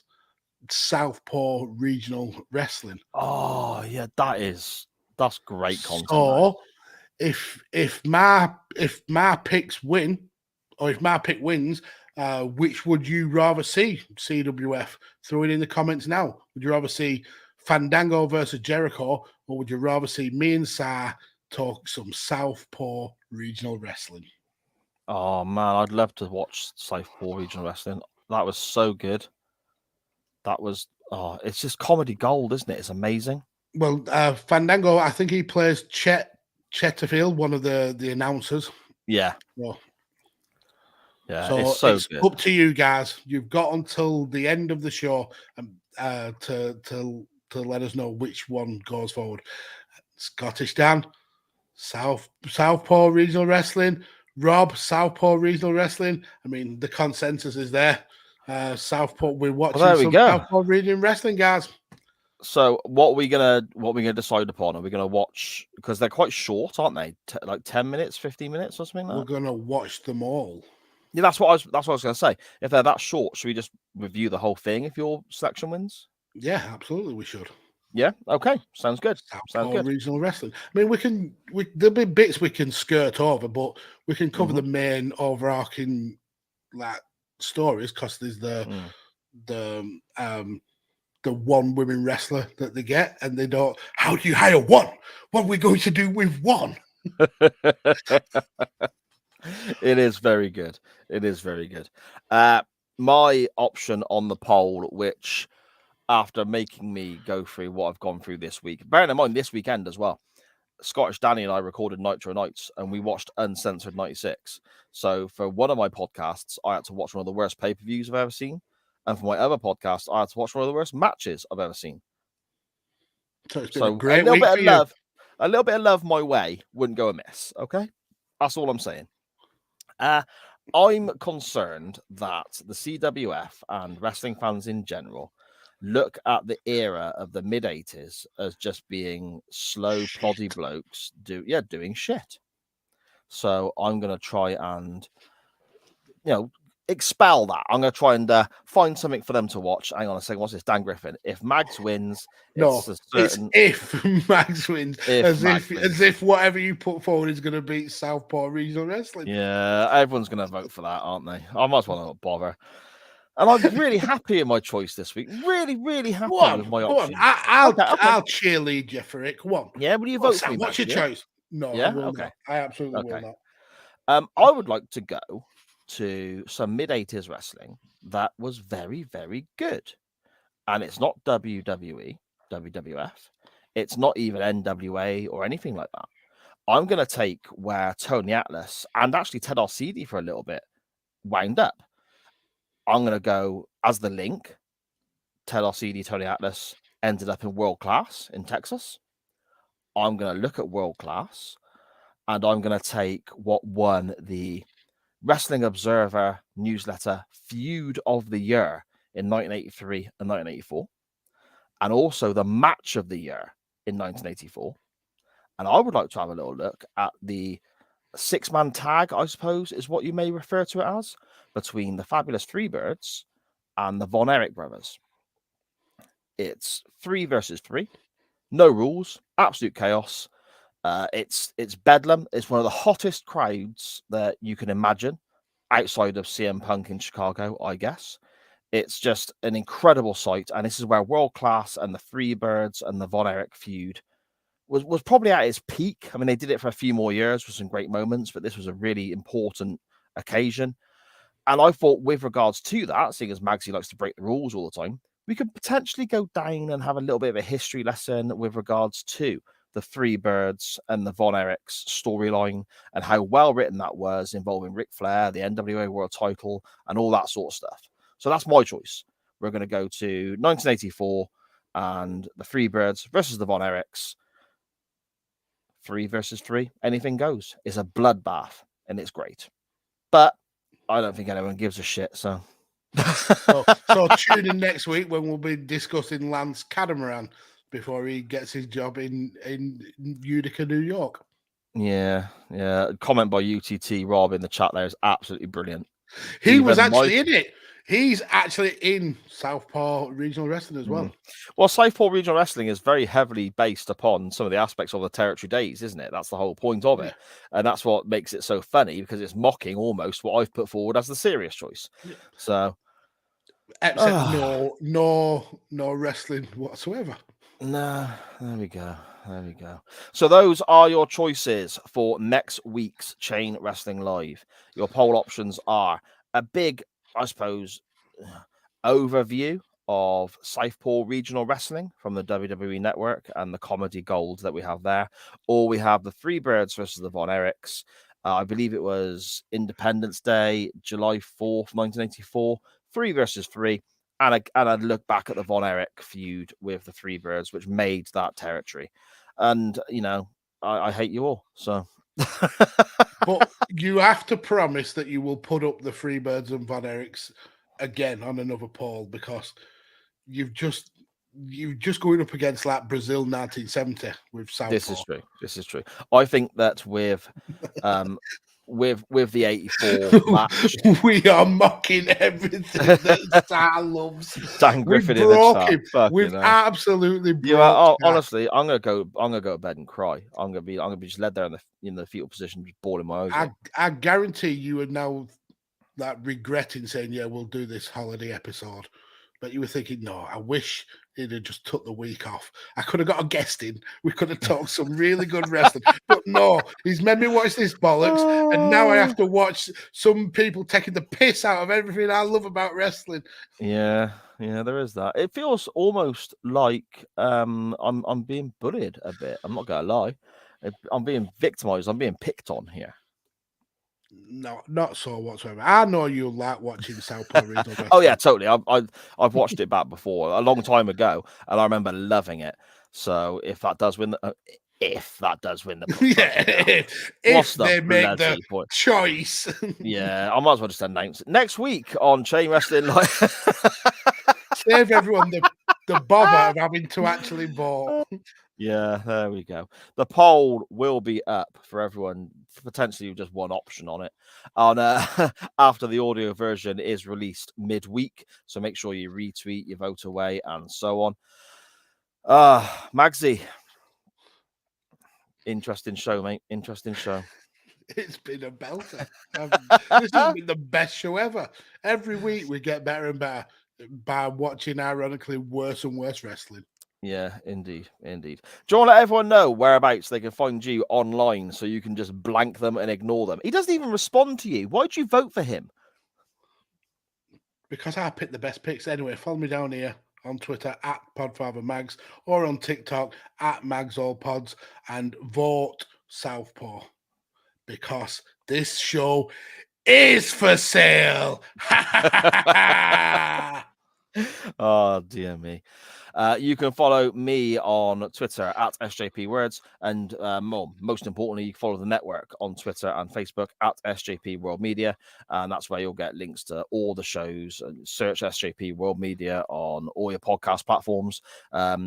All the stuff we've got going on: Nitro Nights, NXT Rise and Fall, all the sci-fi stuff with Doctor Who, The Waiting Room coming back this Friday. Loads of great content there. Modern day WWE from various different aspects as well. So much to listen to. Just chuck us all a follow, get involved, let us know what you like, let us know what you dislike, and we'll cater the network to your tastes effectively. But there will be no Babylon 5 podcast, Rob. I'm very sorry. And you can follow this show on Facebook, Instagram, Twitter, and that TikTok thingamy at chain_wrestling. That's at chain_wrestling. Thank you so much to everybody for joining us at this earlier time. I mean, effectively, we'd still just be running through our intros now on most weeks. But here we are, a couple of hours earlier, and everyone still joined us. It means so much, Magsy, doesn't it? When we change the day, change the time. It doesn't happen very often, but when we do, it's fantastic that everyone joins us. Yeah, we love the fact that you have taken this ridiculous show to your hearts, and yeah, you are absolutely amazing. You make the show. It's as simple and clear as that. Mm-hmm. Yeah, 100%. 100%. Magsy, I'm off now, my friend, to continue writing my Dexter, Incest, and Doctor Who 3 Willy porn. I will speak to you next week, my friend. And I'm off back on my hollybobs. Goodbye, folks.